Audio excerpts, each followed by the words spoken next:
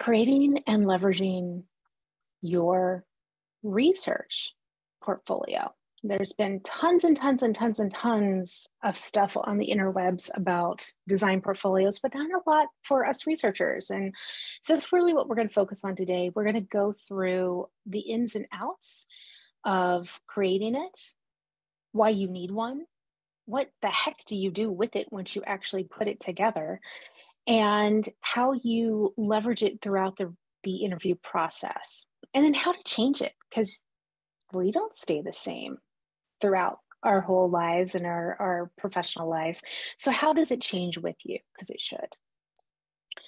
All right, this is totally me when somebody asks to see my portfolio, because I will tell you, confession time, I do not update it, and I need to, but I never can seem to find the time.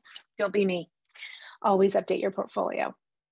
So what the heck is a portfolio, and how does it compare to your resume? It is not your resume.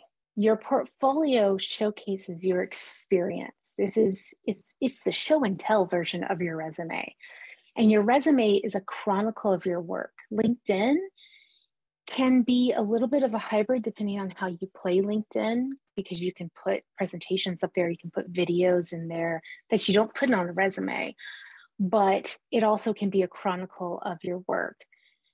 Whereas what we're going to talk about today is how to showcase what you have done in your research career, no matter how long or short it is.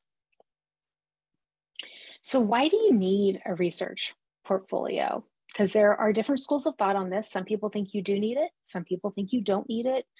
I personally, obviously, lie on the side of you do need one. If you want to get a job, you're going to need a research portfolio.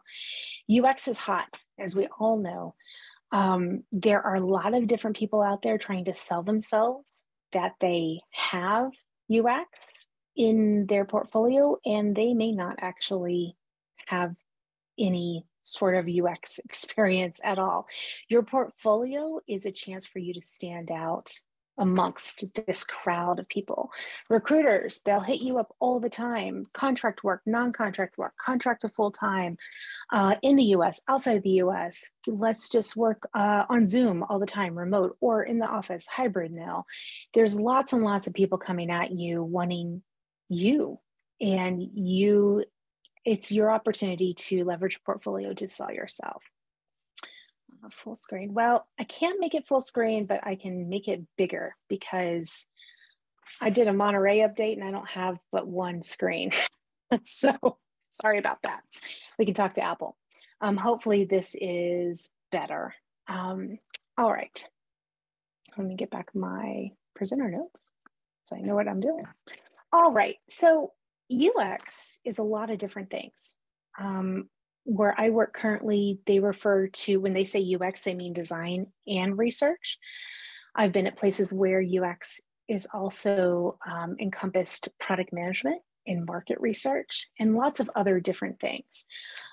So just keep that in mind. And we'll go through this too as we walk through how to create the portfolio, what to put in these case studies.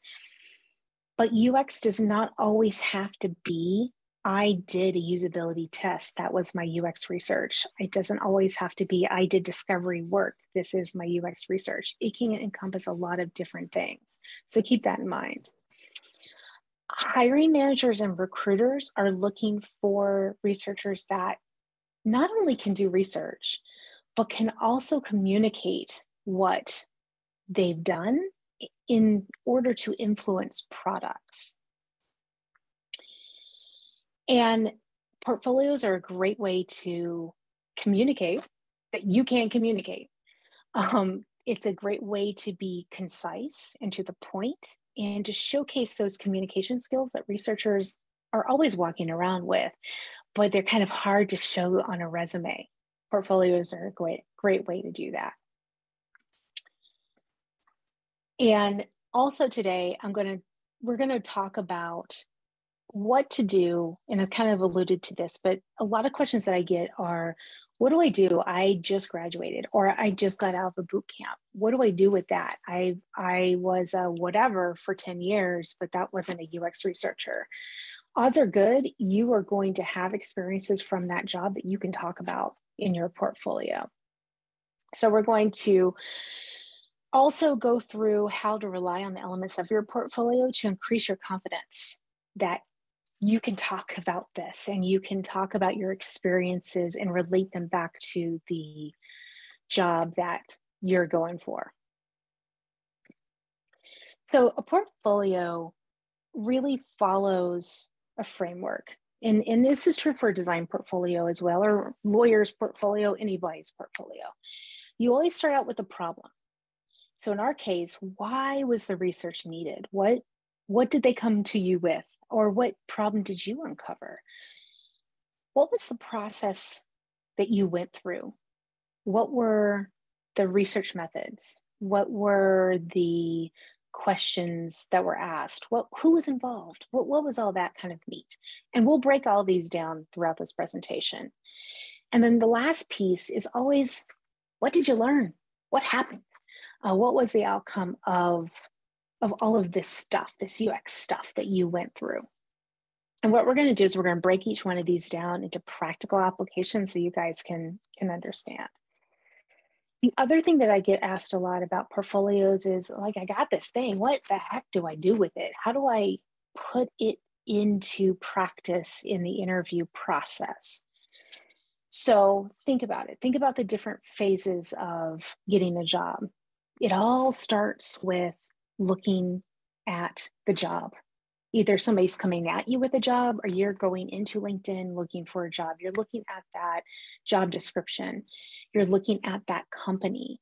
You're thinking, what projects have I done that I can apply to this job? What are they looking for? How do I match that?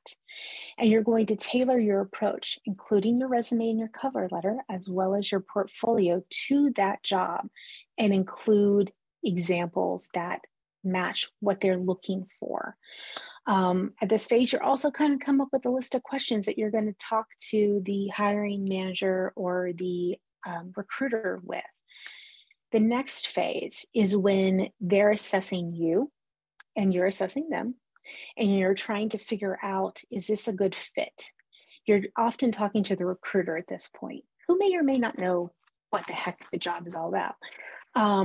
You can pull your portfolio out, and it may just be on your end, depending on what kind of call or interaction you're having with the recruiter.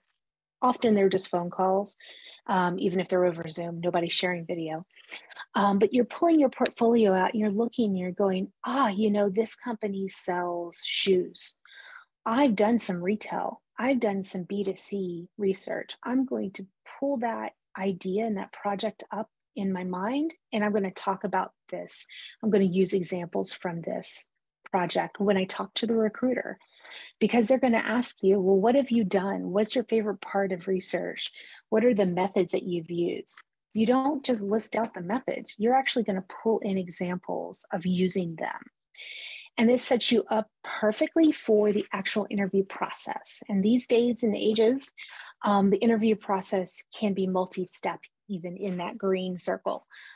You are going to talk to the hiring manager, hopefully next, after the recruiter. You want to LinkedIn stalk them just a little bit. Who are they? Where they come from? What projects have they worked on? What industries have they been in? Now you can go back to your portfolio. What have you done? What matches? What can you talk to this person about in terms of their experience and your experience? You're going to also come up with more questions to ask this hiring manager. Then, if you pass that gate, you get to go to the interview team. This is when you actually get to present your portfolio. Now, y'all are not going to present your entire portfolio, and we'll talk about this. You're going to pick one or two projects to present to them, and you're going to pick something that matches as closely as possible their industry. If you're going for a technical job, the place I work at currently, we're very technical. I talk to developers all day, fascinating people. I would think 3 times before I would present something that would be maybe e-commerce based if it wasn't technical. I would want to pull out something from my portfolio that speaks to this developer base, this more technical audience. And the same is true if it's maybe like a food delivery service. Think about what you've done that's more customer based and present that to them. Also, LinkedIn stalk the panel too. You want to find out who these people are in the same kind of vein of who's this hiring manager? Who are the panel people? Where did they come from? What's their experience? And pull that into your presentation when you do it. Because everybody loves to know that you know a little bit about them. Don't do it in a creepy way, but do it in a way that you're trying to get on the same level with them. You understand where they're coming from. You understand their challenges. And you, if you're added to the team, can help them meet the challenges in this way. When you get the job offer, hopefully it's exactly what you're hoping for at the right level, at the right pay. But if it's not, this is another time where you can pull that portfolio out and go, you know what? I have done this, this, and this in my career so far. I have achieved these things. I have made changes in the product that resulted in higher revenue, higher customer satisfaction. I want to do this for you, but you're going to need to give me this. So you can also use this to leverage those job offers as well. So there's lots of ways you can use your portfolio. One of the big questions I always get is, but yeah, that's great if I was doing it for 10 years or even 5. I don't have a lot of experience. And I feel you. Getting experience is hard. It's a catch-22, as we say in the States.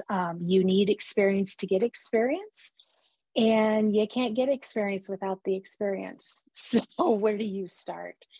A good place is to do a self-starter project. Look around your current workplace, no matter where you are.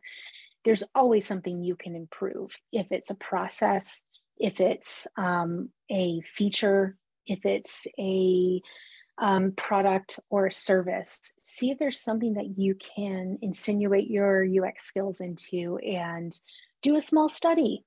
Do something to prove an idea that you have on how to fix up something. Explore a problem space. Okay, maybe you don't have a job. Maybe you go to the library and you're like, man, I wish their checkout system was better. That could be a problem space. Talk to the librarians. Hey, can I do some pro bono work for you? Can I do a user study? And this is what I would propose, and this is how I could present the findings to you. If you don't have any of those options, here are some places that you could look for work. I will tell you that a lot of these are US based. One is here in Dallas. I'm sure that there are other resources out there that are more multinational than in the US. I did try to find some. I couldn't quite get things that were exactly like these. So US Digital Response, it matches people with governments and organizations to respond quickly and efficiently to support the critical needs of the US public. Tech for Campaigns, it helps democratic and moderate campaigns for legislature, state, and federal levels to help them use tech, leverage tech, and they look for UX researchers. I'm sure there are things. If you guys know of any, put them in the chat and I will add them to my deck, and we will add them as resources to this presentation. The Big Give Dallas, it is also for nonprofits. Nonprofits can sign up and say, hey, we need help rebuilding a website or building a website. And as a member of a multifunctional team, the researcher comes on board to help understand the needs, help to assess things, and then work with the designers and the back end and front end coders to make a great experience for that nonprofit during a set time period.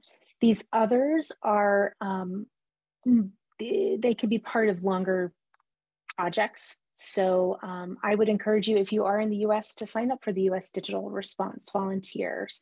Same thing for the Tech for Campaign volunteers. They'll kind of put you in a bucket And then when they get somebody who needs some research and has a need for people who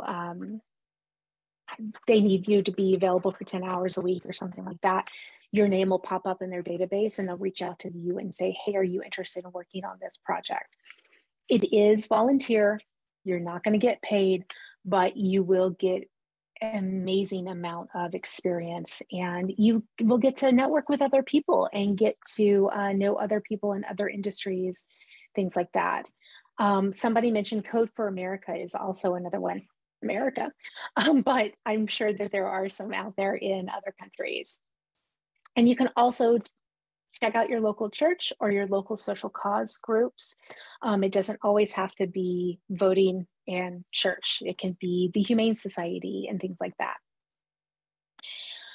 So another thing to keep in mind when you're thinking about projects to put in your portfolio is, okay, I went through this boot camp, loved it, got such great experience. I went through this program at the university, same thing. But who else went through that program? Did you all get the same project? Sometimes that happens in boot camps more than a university program where they give everybody the same prompt. Okay, here's a thing, here's a website, here's an app, go and change it. Go do some research and propose some changes. Consider that the other 30 people in your program got the same prompt.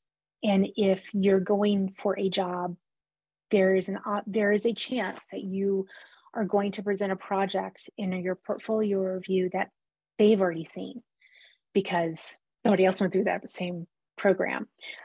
If that's the case, just think about how you might be able to change your approach or change your story of talking about that project. If you were in a university program where they matched you with companies and you kind of did a unpaid internship for your capstone project, things like that, this may not be as applicable. But I might actually ask my department person to see, did this company come here last year? Did they have the same problem last year that they gave to the cohort that came through before me?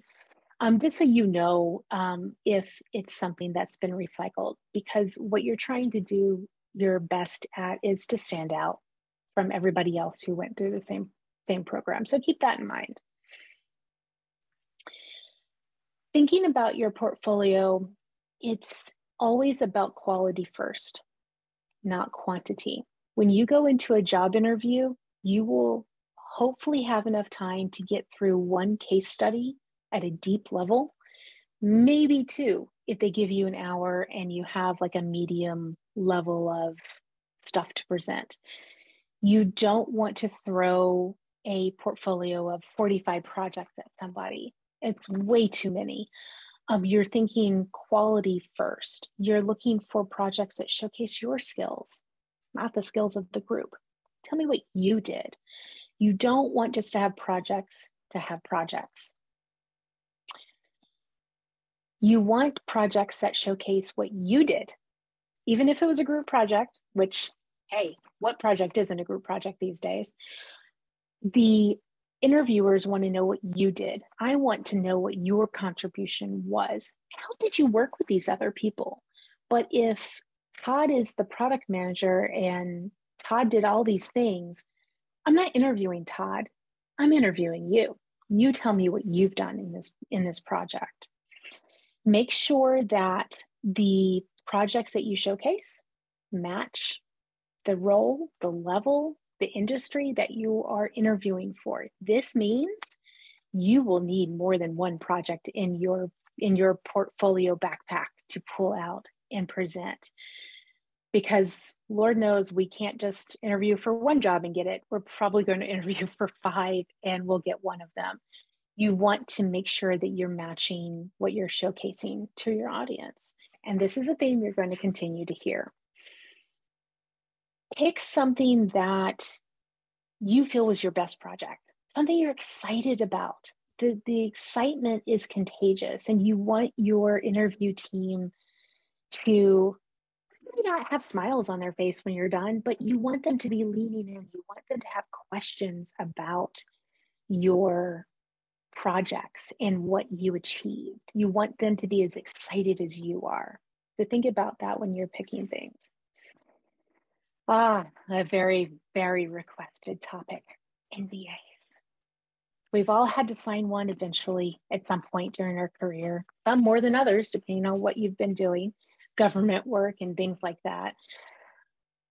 The long and the short of it is, legally, you cannot share this work if you have signed an NDA. That is what an NDA is for.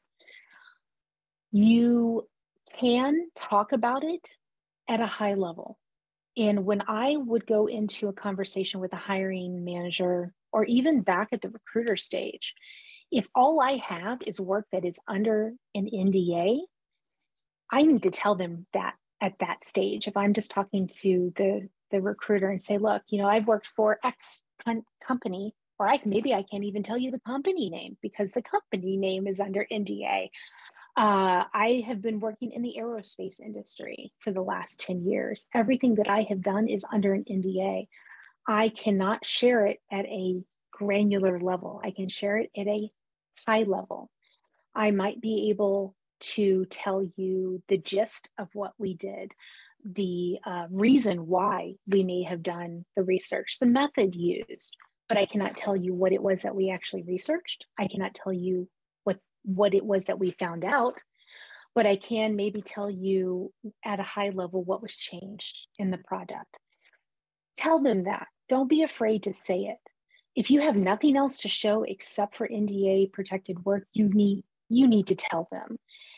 Anybody who is worth their salt, as we say, should understand, because odds are good that they might have an NDA that you would have to sign if you came to work for them, and they would want you to treat the work that you do for them with the same respect if you went and interviewed somewhere else. So think about ways, if you are under an NDA, think about ways that you can tell the story about what you did without mentioning what you did.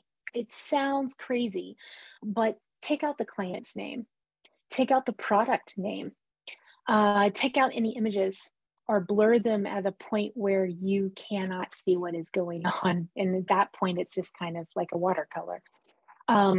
Think about how you can tell that story. And if you can't tell a cohesive story after you take all of those things out, think twice about including that work.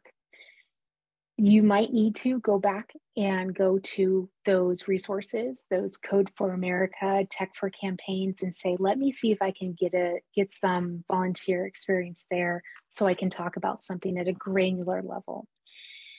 You can, nowadays, most of us are interviewing over the internet, right? We're getting on Zoom, we're getting on Teams and having interviews that way. If you feel the work that you've done under the NDA is shareable at a level that you're comfortable with, feel free to share it. But you can also tell them, hey, you know what? I don't want you to record my portfolio presentation. I don't want you to have any assets left over. Like if you were in person, I would say bring it on a computer and take that computer home with you. Bring it on paper, take that paper home with you. But because we're mostly remote right now, it is okay to ask them not to record your portfolio presentation if you're worried about that work getting shown away from you. But again, it's okay to say, look, this is what I can share at a high level and call it a day. Hopefully they won't have a problem with it. If they do, depending on who you are, that could be a red flag for you in that company. And another idea you can have is if you've got a chart or you have data that you want to present, take out the axis name. Just say important behavioral metric or time. And you can talk to it, but you're not showing the actual data that you collected. You're showing more at a higher level, that kind of thing. Another thing I get asked about a lot is, hey man, I don't design nothing. I can't even draw like a straight line. And hopefully y'all can tell that I'm not a designer based on the presentation so far. Love me some memes. Thank God that they're there, because I don't design anything. It's okay. They know they're not interviewing a designer. If you have design experience, go for it. Like, use your talents where they are. But if you don't have those talents, it's okay. That's why God made slide templates. Pick a good one, Google some slide templates, pick it, change it, do it to what you want it to be, and use it to its purpose. Don't be afraid of that. And as you're going through the presentation, and hopefully I'm doing a good job modeling this for you, remember, anything that you show on these slides, people are going to read it, they are going to tune you out. So if you want them to see words, try the appear, animate as you go. Reduce the amount of words that you have on a slide as much as possible, because they will read it and they will stop listening to you. And what you really want them to do is listen to you, because that's why you're there, right? Otherwise, you just email them the presentation and say, I'll show up later.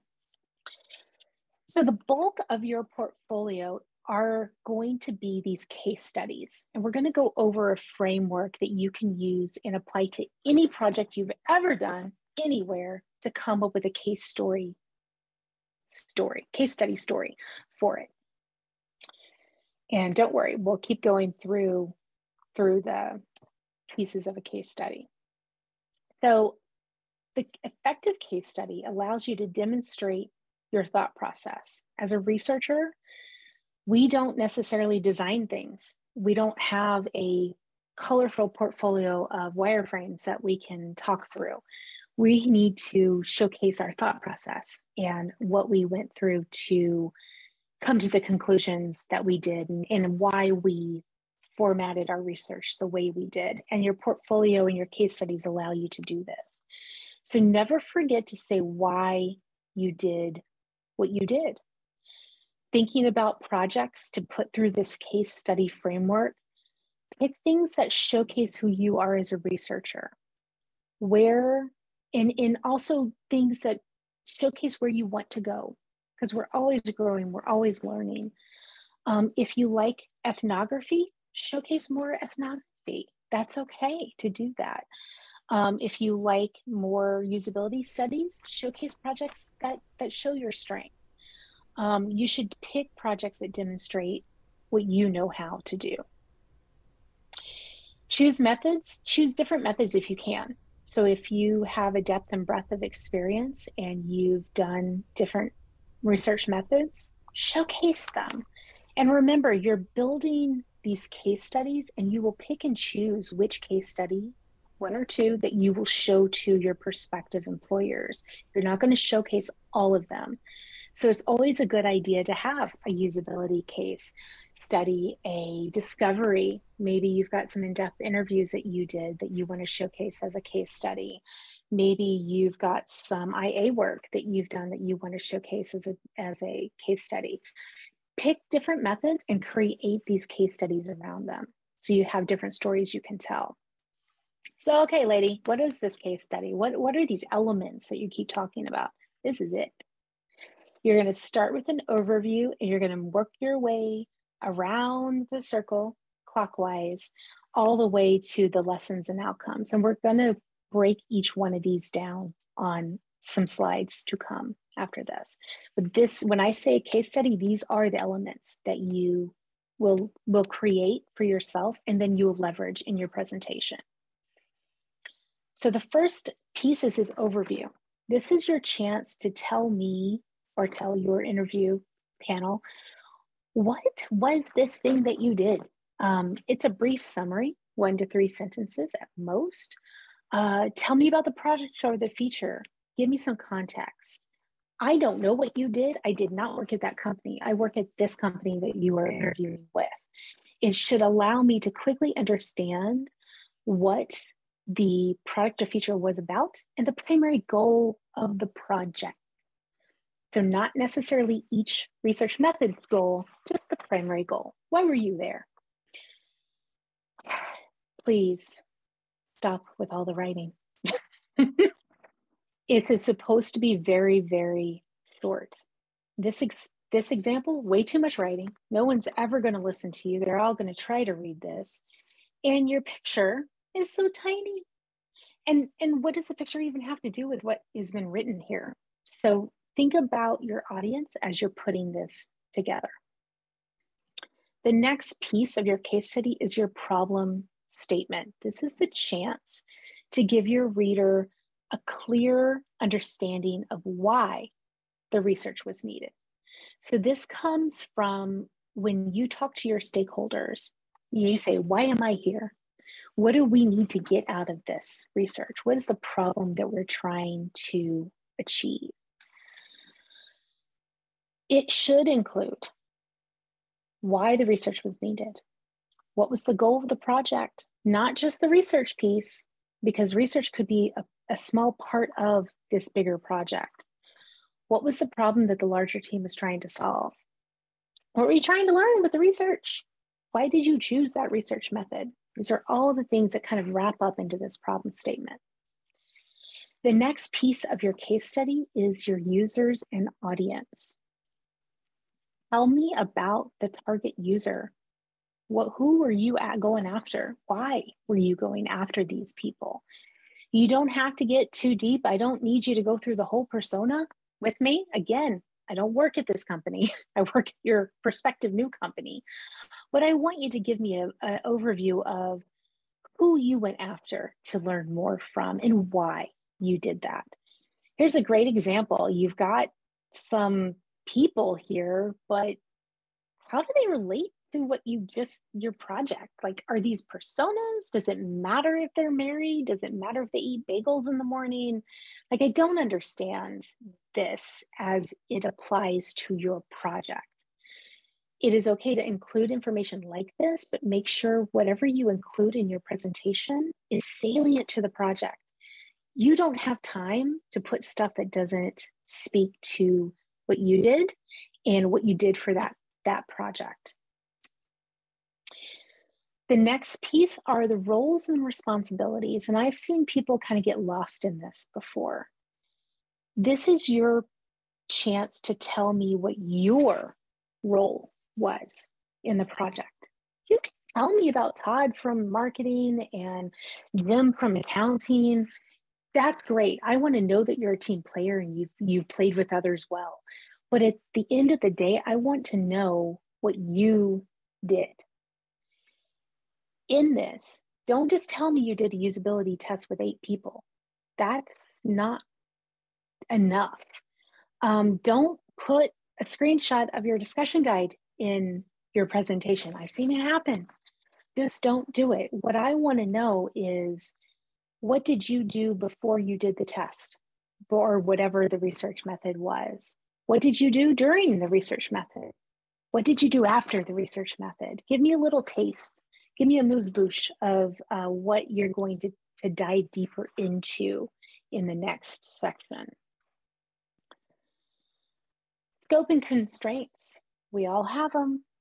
And often people will shy away from talking about these because they're negative or they view them as negative. Y'all, it's real life. Constraints are everywhere. Sometimes it's time, sometimes it's budget, sometimes it's tools that you don't have access to that if only I had optimal sort, I could have done this faster. Tell your interview team about them. It helps them get more context for the project. And it allows you to shine, to say, I had a budget constraint of this. I got around it by doing this.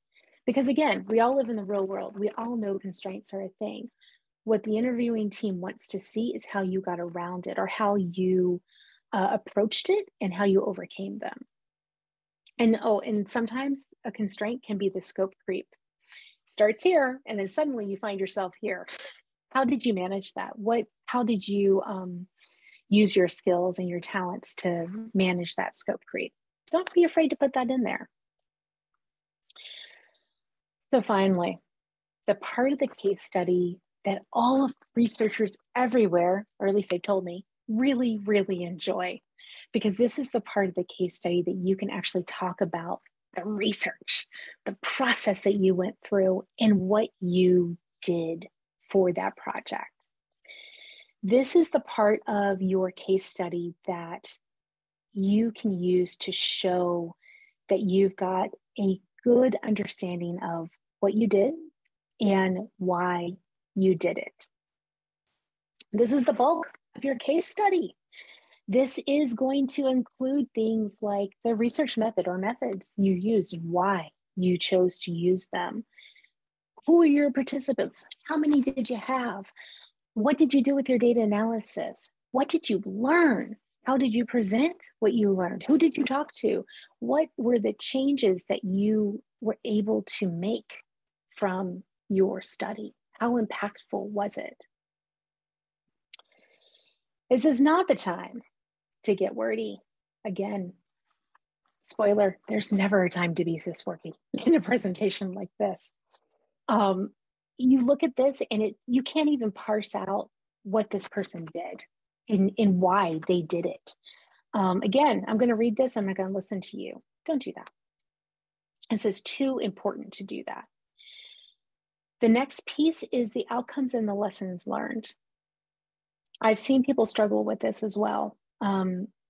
It's hard to strike the balance between telling me all the things that came out of this project, like I am your stakeholder. I am not your stakeholder. I am your prospective employer. I want to understand what was the thing that happened after you did your research. I don't need to know the finer points of every finding. I want to know you needed to test an app. You wanted to see if it was useful for people who went shopping at IKEA. Did you find out if it was useful for people who went shopping at IKEA? If it wasn't, why wasn't it? And that's good. You don't have to go into the minutia of we have to move this button over here. We need to change this thing to a drop-down menu. These are not your stakeholders for that project. These are your prospective employers. Keep it a little high level. In the outcomes and lessons learned, you include what were the project goals achieved? What was the impact of the project? This is a great place, talking about the impact, for you to talk about whether or not your recommendations were implemented. And again, dose of real life coming in. Sometimes they're not. Sometimes the world has moved on by the time you finish your project, and the thing that you tested isn't even a thing anymore. Budgets get moved around, projects get canceled. But sometimes you were able to affect huge change. You pulled that line on the assembly and everything stopped, and they pivoted. They did what Agile said to do. They stopped, they reassessed, they pivoted, and they went in a different direction. What happened? Did that allow them to get bigger market share? Did it allow them to make the customers happier? Tell me that story.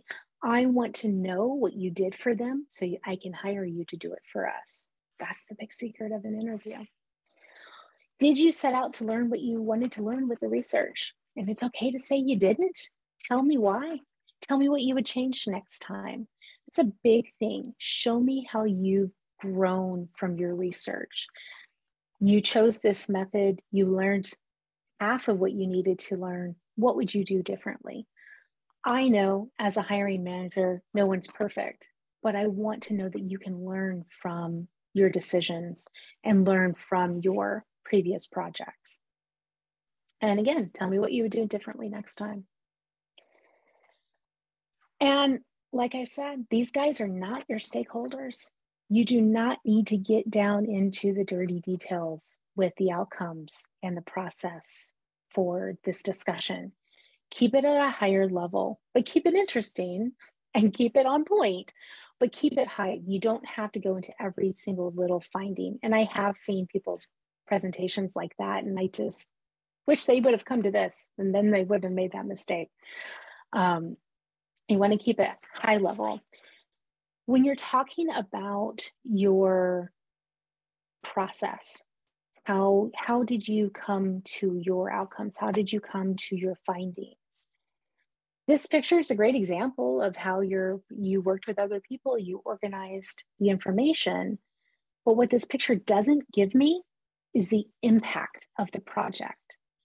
So it's okay to take a picture like this. It's okay to include one, but have another slide that tells me what the impact of all these sticky notes in the room were. What happened to this data? What did you do with it? So for the next couple of things, what I'm going to do is I want to show you some examples. So of a case study. So here's my example. Y'all, this is so old because I don't update anything. Don't be like me. Be better than me. But here's this framework again. You've got your problem. Here's the problem. The workload automation team needed to understand the landscape. The process, what did I do? I conducted over 40 one-on-one interviews to understand better about what this landscape was about. And what were the results?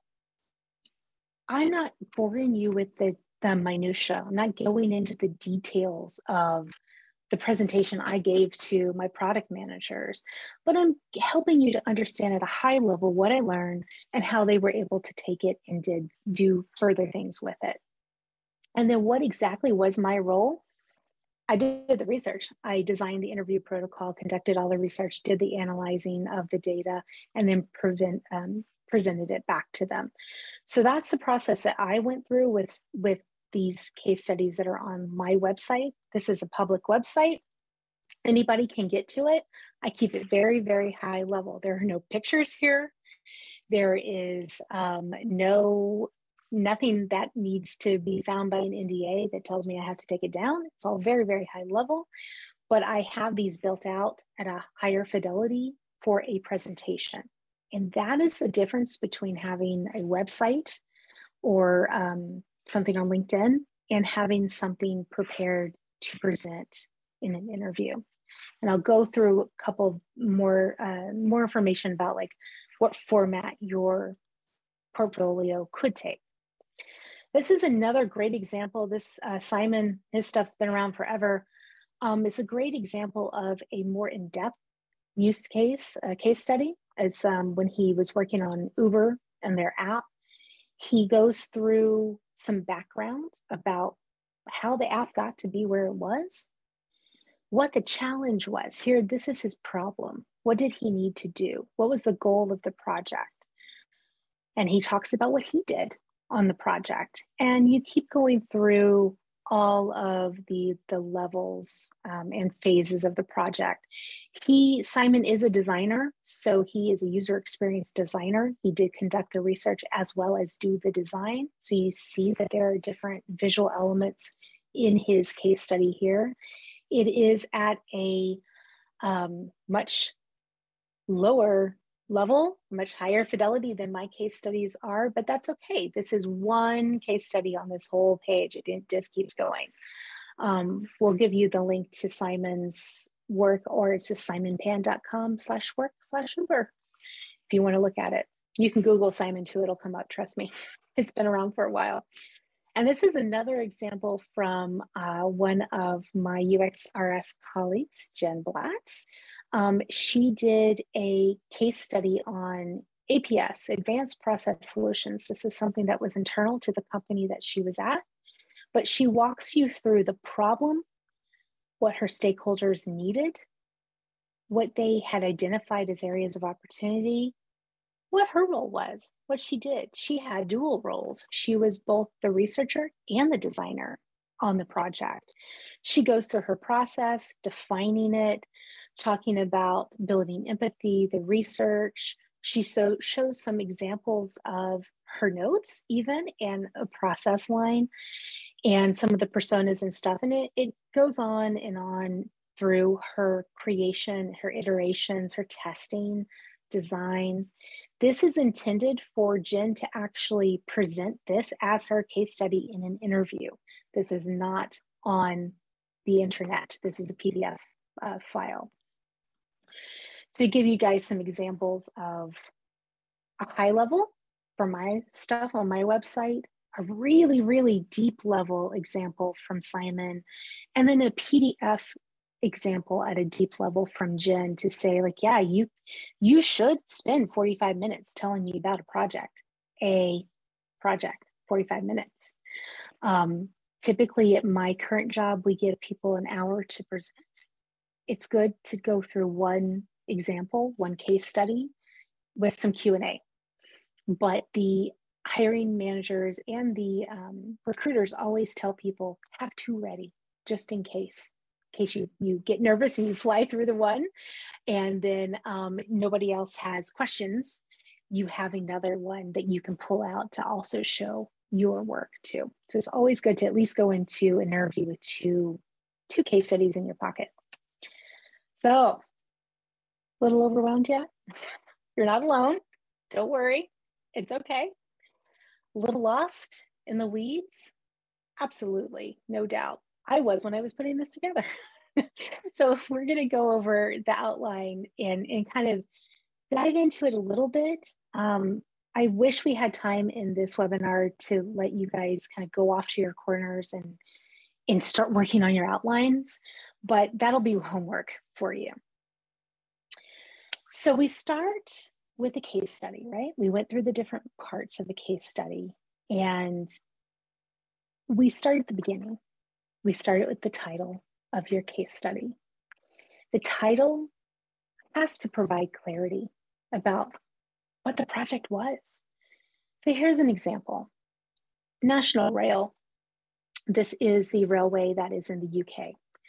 And this is a project someone did. And if we just started and stopped here with the title, it's not telling you enough yet about this project. And yes, you will, if you present this in person, you will be able to expand and expound on this title as much as you want. But if this is something that's on a website that you are sending people to look at, you're going to want to be more descriptive. So let's try it again. National Rail user research. Okay, now we got some research in there. You're telling me that it's salient to my interests as looking for a new researcher for my team, but you're still not piquing my interest enough. What can we do with this title to make it more descriptive? National Rail user research for mobile ticket usage. All right, now I know we're talking about the rail system. We're talking about research, but we're also being specific and talking about mobile ticket usage. Now I want to know, are we talking about an app? Are we talking about people printing things out on paper and taking it with them to the train station? I am intrigued at this point. So when you're coming up with your title for your case study, think about what you can encapsulate in a title. Think about, like, if you're writing a newspaper article, you want to grab your audience and you want to give them clarity about the experience that you're going to tell them about once they come into your door. So this is where we got our title, but now we need to have the meat. And I would suggest you get out, yield paper and pencil, and start writing everything you know about your project out. You can do it online. It's okay. Get out the notepad app. It's all right. I won't know. But what you want to do is you want to start with this outline, because this is the case study outline. This is what you're going to walk me through as a interviewer for every case study you're going to present as part of your portfolio. Sometimes you'll use more pictures and words, more talking than reading, and that's okay. But you're going to follow these 7 bullet points each time without fail. So you're going to get out your piece of paper or your notepad app, and you're going to think about the overview for your project. And remember, you're just giving me a brief 1 to 3 sentence overview. You're going to think about what the problem statement was for that project. Write it out. It's okay. At this point, you do not have to censor yourself at all. You're just trying to get it out from your head to the pen, pencil, or keyboard. Who were the users? Who were the audience? What were your roles if you had multiple ones? What were your responsibilities? Who else did you work with? What was the scope? What were the constraints that you were dealing with? Ah, the process. We love the process part. Think about what you can tell me about that process. Here's a great example, thinking back to that National Rail mobile ticket study. This has been something that's been wordsmithed. I will not lie to you. This is not something that came fully formed out of someone's head. But this is where we ended up. It was a new mobile ticket app for the National Rail that needed to be validated with users. Ooh, this is good. We're grabbing our audience. Although users made successful ticket purchases, they ran into roadblocks when it came to actually locating their ticket post-purchase. So here is the meat and potatoes of what's beginning as your process. You're telling me what it was that the problem was, and now you're going to later on your own time go into the process that you followed. What was the methods that you used? What did you find out? And then you're going to tell me the outcomes and the lessons learned in that last bullet point. My advice is to write it all out. Don't worry that you are including too much information. More is better. You can always go back in your writing and take out the things that you feel are not relevant to your audience, not relevant to the story you want to tell about your project. Because keeping that idea of the story that you want to tell central to as you construct this case study is important. Because as you all know, there are millions of ways to tell a story, millions of lenses you can use to tell the story. Pick the one that you want to use that will make you be seen in the best light possible and to get your message across. But it's okay. If you don't know where to start, go back to that outline and think about it. Think about how you might want to tell somebody about this. Tell your sister, your brother, your partner, your mom, your dad, your uncle, your neighbor across the way.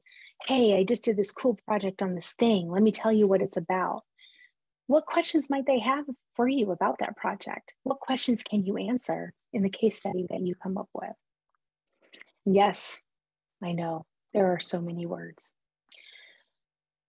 As you come up with the words, think about the graphics that you can use to make it easier to digest. What are the headlines that you can use? Bring out that newspaper writer in you, or a single sentence for each section. And remember, the process is the biggest part. That is going to be the bulk of your case study for your portfolio. And that is the part where, if the company is worth their salt, they will want to know the most from you as the researcher, because that is where your methods are. That is where your process is, how you went about finding the findings that you found. This is where you get to shine. And so don't hesitate to put more in there than you would in any of the other sections. One of the questions that I get a lot is like, this is great. Again, lady, this is great. What do I do if I haven't worked in corporate America, but I have worked in academia or healthcare or education, or insert anything else other than corporate America in this sentence right here? It's okay. Odds are really good that some of the work that you've done, especially in academia, will translate to a portfolio story that you can tell. Think about the methods that you used, the tools that you've used. Academic research and corporate America research are very, very similar in those respects. One of the biggest differences is the timescape, where in academia, you may have 6 months to plan and conduct research and look at your findings and figure out what happened. Corporate America, often it's 2 to 3 weeks. Hopefully you have at least that much time.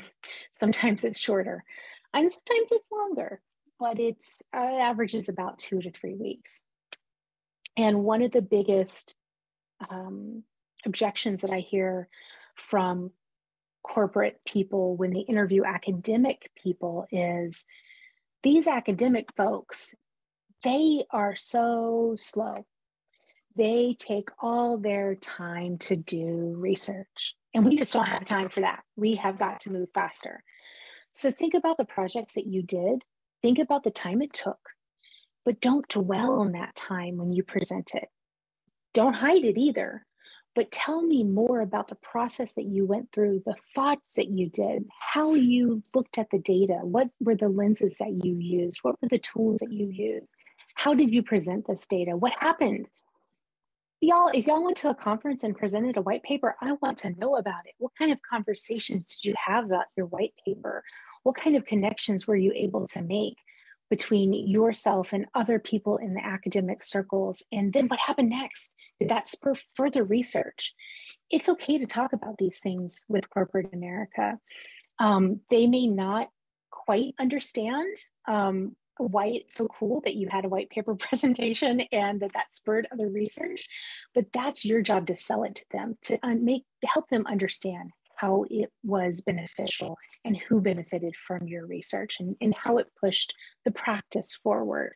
Because again, they're trying to figure out, how can Nina work for me? How can I use her talents to help my products to be better? And it's your job to sell them on you and how you can make their products better. Same thing for anything that you did that did not come with a UX research title. I have talked to people who have worked with parents of children who had nutritional differences. They were counseling them on how to eat better, make better choices. They ran focus groups on trying to understand what their people needed. How could they help them? Y'all, that's a UX research method, focus groups. It may not be one that we use a lot, but it is one. I've had people who did in-depth interviews to understand better about what obstacles people were facing in trying to make a better life for them and their families. That's totally UX research method. Tell me that story. Tell me why you chose that method. Who did you talk to? How did you analyze the data for that project? Tell me all of these stories. Tell me the impact that your data made. Just because you don't have researcher in your title doesn't mean you haven't done research. So please don't shy away from telling those stories that you have had, those experiences that you have had in your other jobs that didn't come with a nice, neat UX researcher title. They're still relevant. And if you're not sure, seek out a mentor to ask, hey, I'm going for a job interview at this company. Do you think this use case would be something I should present? And they can help you understand if it's applicable, and they can help you also to shape your case study as well. Mentors are great. And I know you can find someone on ADP list. They're there, and then UX Coffee Hour, UX Coffee Time, something like that. Google it. You can find people there to talk to as well. So the next thing, turn on my light here, sun's going down. The next thing that I want to talk about is this concept of imposter syndrome.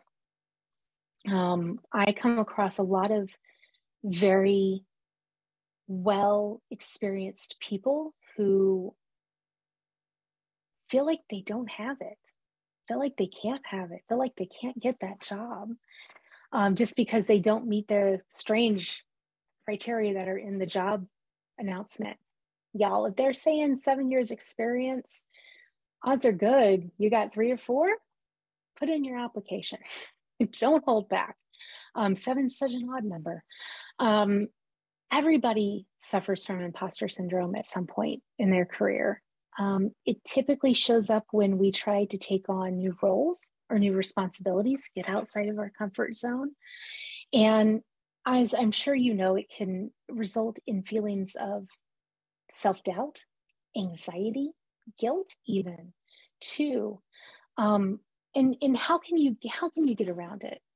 Well, from a portfolio perspective, choose things that tell your story. Don't choose things that tell other people's story. Be genuine, be who you are. Don't lie.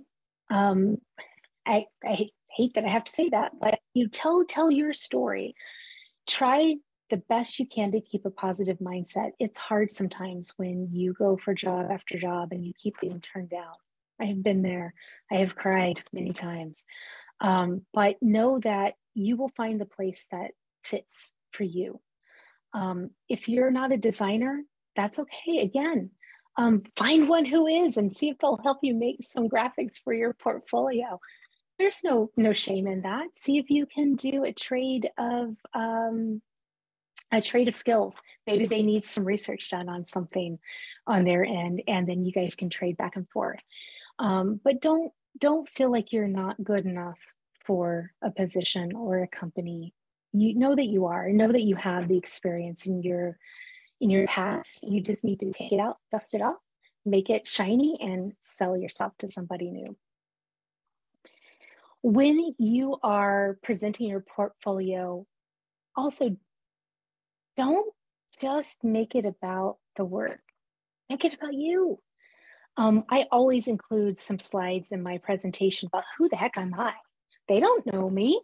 I may have LinkedIn stalked them for a while, but they still don't know me. It's my chance to tell them, where did I come from? Who am I? What makes me me? I mean, and it could just be like my hobbies or where I've lived before, things that are, again, salient to the story you want to tell them about you. And for goodness sake, don't forget to put your contact information in your portfolio. Always have a contact slide. Even though they can get you through the recruiter, they might actually want to LinkedIn you later as well. All right. The next piece is the best way to get over imposter syndrome sometimes can be just to practice. I can always tell the person who didn't practice their presentation before they presented in a portfolio review. They have a lot of fillers like and like and they are not comfortable because they didn't practice. Get your cat, get your dog, get your parrot, get your fish, get your neighbor, get your whoever, get somebody on Zoom. Let them go through the presentation. Have them give you feedback on your presentation. Even if they know nothing about UX research, that's okay. They know you, and they'll be able to tell you how you can improve your presentation. Don't forget to put it in presenter mode.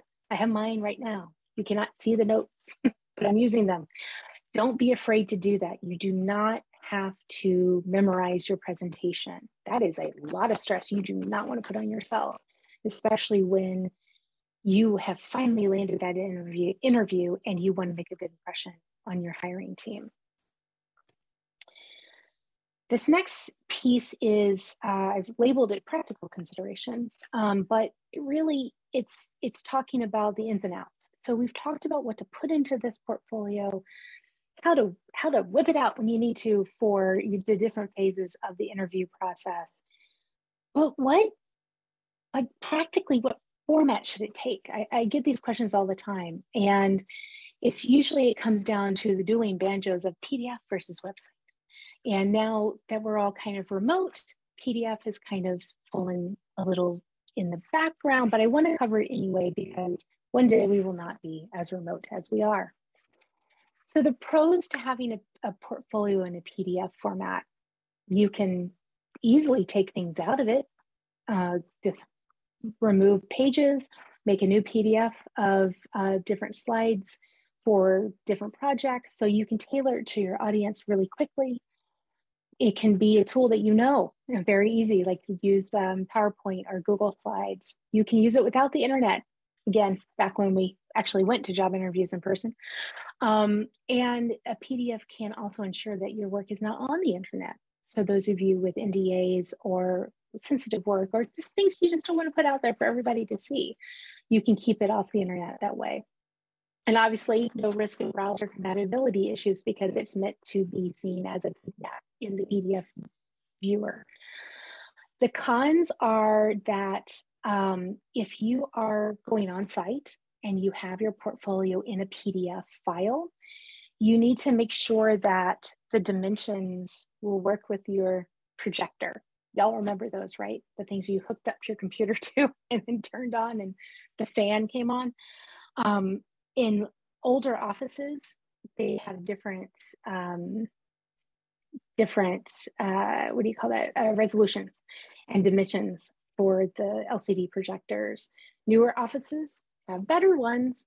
How old's your computer? Think about it. If your computer's very, very old, it may not even work with the newer projectors. So it's just some things that you have to keep in mind. And depending on how many graphics you have in your PDF, it could get really big, really fast. And Gmail cuts you off at 25 megs. So you may even have to share the file, then send the file, depending on how big it is. The other side is a website. I showed you mine. I showed you Simon's. The nice thing about a website is that you can get them and trap them and tell them your story the way that you want to. You can control the look and feel of the website. You can show up on Google yourself and see if you show up. You don't have to code this website yourself. You can get a what you see is what you get editor easily. The cons to a website portfolio is that you cannot tailor it to different roles. So if you are going for different levels or different industries, your work's just kind of up there. It's just there to be seen. It could still take a while to put together. This is why mine's not updated. And then you may have some domain and web hosting costs. So I bought my domain, loriewhitaker.com. I've got it. I pay $12 a year, every year since 2008 for it. If you host your website with a paid provider, you may very well have to pay them as well. I have reviewed somebody's portfolio recently that had a free, they hosted it on a free site. Please, please, please, please, if you host your portfolio on a free website, make sure there are no ads. She had ads on hers and it was jarring. The experience was jarring and it also cheapened it because I know she's not making money on those ads. The hosting people are, but they're showing up in conjunction with your work. People will know why they're there, but I would strongly suggest that you think twice about hosting somewhere that will display ads on your portfolio pages. It's just something that you don't expect to see these days, and you shouldn't have to. I understand maybe you can't afford to pay for hosting costs, but see if there's a free hosting site that you can use that doesn't put ads there. In terms of how to leverage your portfolio, we've been talking about this through the whole presentation. You always want to tailor the presentation to the company. Even the hiring manager, even the recruiter, you're going to talk to them about projects that are salient to their interests. Do this the best you possibly can. When you're talking to the recruiter, ask them, where are you guys hiring? What's the need? Are you expanding? Are you replacing somebody who's left? What areas are they going to be working in? This will help you to figure out what projects to pull from your portfolio to show them. So thinking back again, if you've got a PDF that you're going to send out, you can tailor that. If you have your projects up on a website, you can just send people the URLs of the pages if you want to, or say, like, I have some projects on this site, look at these specific ones. These are the ones that are tailored to your industry. I know when I'm on a hiring panel, I get what they call a like packet. Again, back when it was all paper. And the packet actually includes a link to that person's portfolio. So I can go there and I will go all up in that portfolio. I will look at everything you've got there. Wherever that link goes, I'm looking at everything. So think about that as you go through the interview process, what they have access to and how you want to present that. Always, always, always reference it.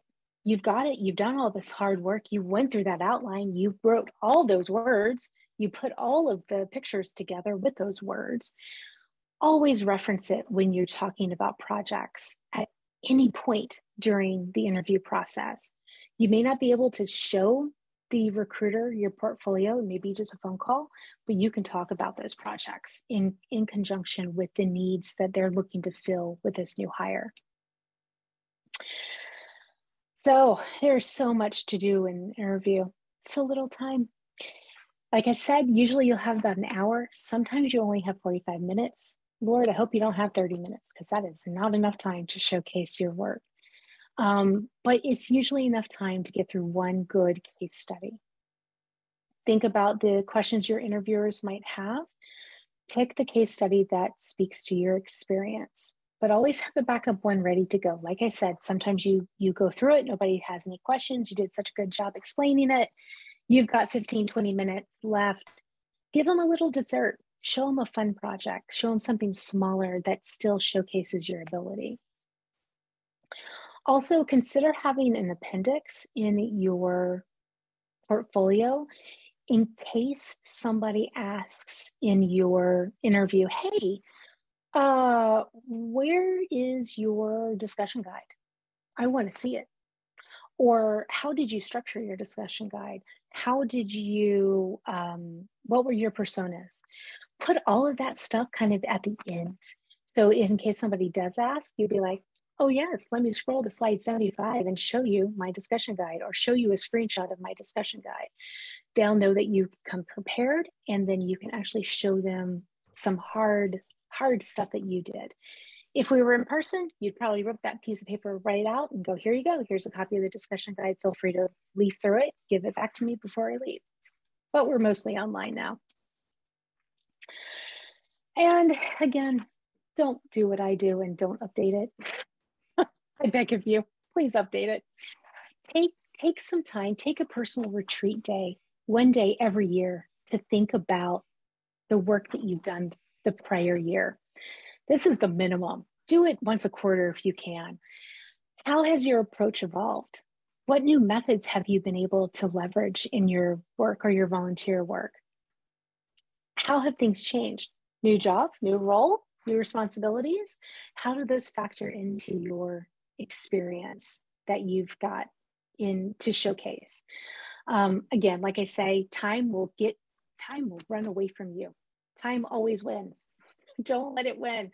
Take the time to go through these questions every so often, every quarter, every 6 months, things like that. That will definitely be useful to you. And you will thank yourself later, because you'll never know when you get that next recruiter reaching out to you on LinkedIn with a job that you're actually interested in. You'll have a portfolio ready to go. All right, well, that was all of the presentation, but I know you guys have lots and lots of questions. So I am going to look at the questions that have been pinned here for the chat and go through them. All right, here's one. Can you get by with having your case studies on a slide deck form, or do they have to be on the website? So you need them both places, let's be honest. Your website is kind of your billboard. It's your advertising. Rando people might come by your website, but mostly it's going to be sent to the hiring manager. The hiring manager is going to look at it, and if they're worth their weight, they are going to crawl up all up in your website and see, what is this person about? What have they done? What is it that they can do for me? That website will be given to the interview team. They will also do the same thing. But then when it's time to do your portfolio presentation, that's when you whip out the slide deck, your Google Slides, your PowerPoint, because you want control over the story that you're going to tell the audience. You're going to start out with some stuff about yourself, some personal things, whatever you'd like to share, some of your work history, whatever you'd like to share. And then you're going to go into the project, your case study. So you want to have control over that narrative for your presentation. Another question around NDAs, public versus hidden portfolios. I have come across some portfolios that are located behind a password. You have to pay for that. So if you're looking into a hosting platform, make sure that they offer that, and then figure out how much that costs to have that feature on your website portfolio, but you certainly can. Please don't forget to provide the password. I actually had a designer that I was interviewing and I couldn't get into her portfolio because I didn't have the password. I don't know if it was a miscommunication between her and the recruiter or what, but at any point I didn't get it, and so I couldn't get in there. But you certainly can use a password. Here's a question about years of empirical research experience. No actual UX experience. I'm willing to bet that that empirical research can be talked about in the lens of UX research. What were the methods that you used? Even if it was a double-blind study, that's a method. Talk to me about it. Tell me why you chose it. Tell me what came out of that study. What were the learnings? Really, like when you're coming from another industry into UX research, I mean, I was a teacher before I did this. I never ran a focus group with 7-year-olds, but I certainly thought deeply and did some experiments of my own in my classroom to figure out the best ways to teach kids things. So I applied UX before I even knew UX was a thing. I was applying these methods. Think about all the things that you've done. Think about the things you really enjoyed. Write those things out. Get the sticky notes out. What was the problem? What was the method that you used to find out more about how to solve that problem? And what did you find out at the end? Those are the big things that you have to cover. And odds are good, you're going to come out with some things that fit into the UX research sphere. I guarantee it. That's a good question about projects that are in process. If you do not have projects that are done, sometimes you don't, it's okay. Talk to me about them. Tell me where you are. Tell me how far you got. Hopefully you'll have enough to talk about in terms of at least approach, and maybe you're in the middle of gathering your data. That's okay. Tell me about what you've learned so far. Tell me if there's something that you would do differently. Everybody is always in the middle of some project, right? So it's okay to talk about that. It's stronger if you have a project that has been completed, because you can talk about that whole entire project cycle. But if you're only in the middle of stuff, don't hesitate to showcase that one as well. Question about versions of portfolios. How many is too many? So think about your portfolio as a series of case studies. These case studies are 3x5 cards. You're going to take out 2 cards and put those into a slide deck and talk about them. You're going to put those 2 cards back into that deck. And with the next interview, you might pick out one of those cards that you just used in that last interview, but you might pick out another one too. So you have project A, but you also have project B you're going to talk about. You're going to make a slide deck for.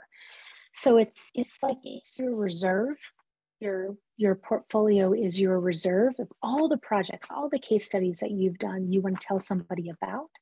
And you're going to pick from that to showcase the most relevant work to that hiring team for the job that you're going after.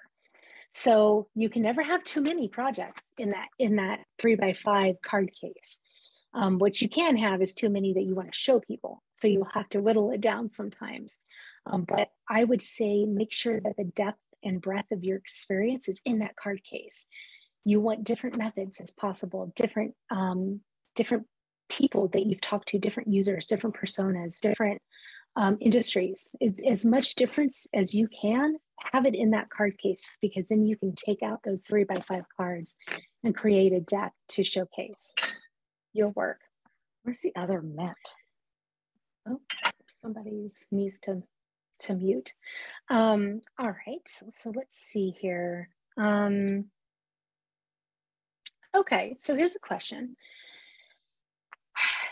about Including pieces in your portfolio that demonstrate your process and strategy, and it's a beautiful story, but that the end design is still perhaps not done.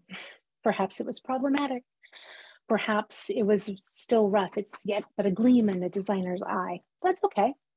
Even if you're the designer that it's a gleam in the eye of, it's okay. Um, you're there to showcase your part in the process. And if the design is not baked yet, that's okay.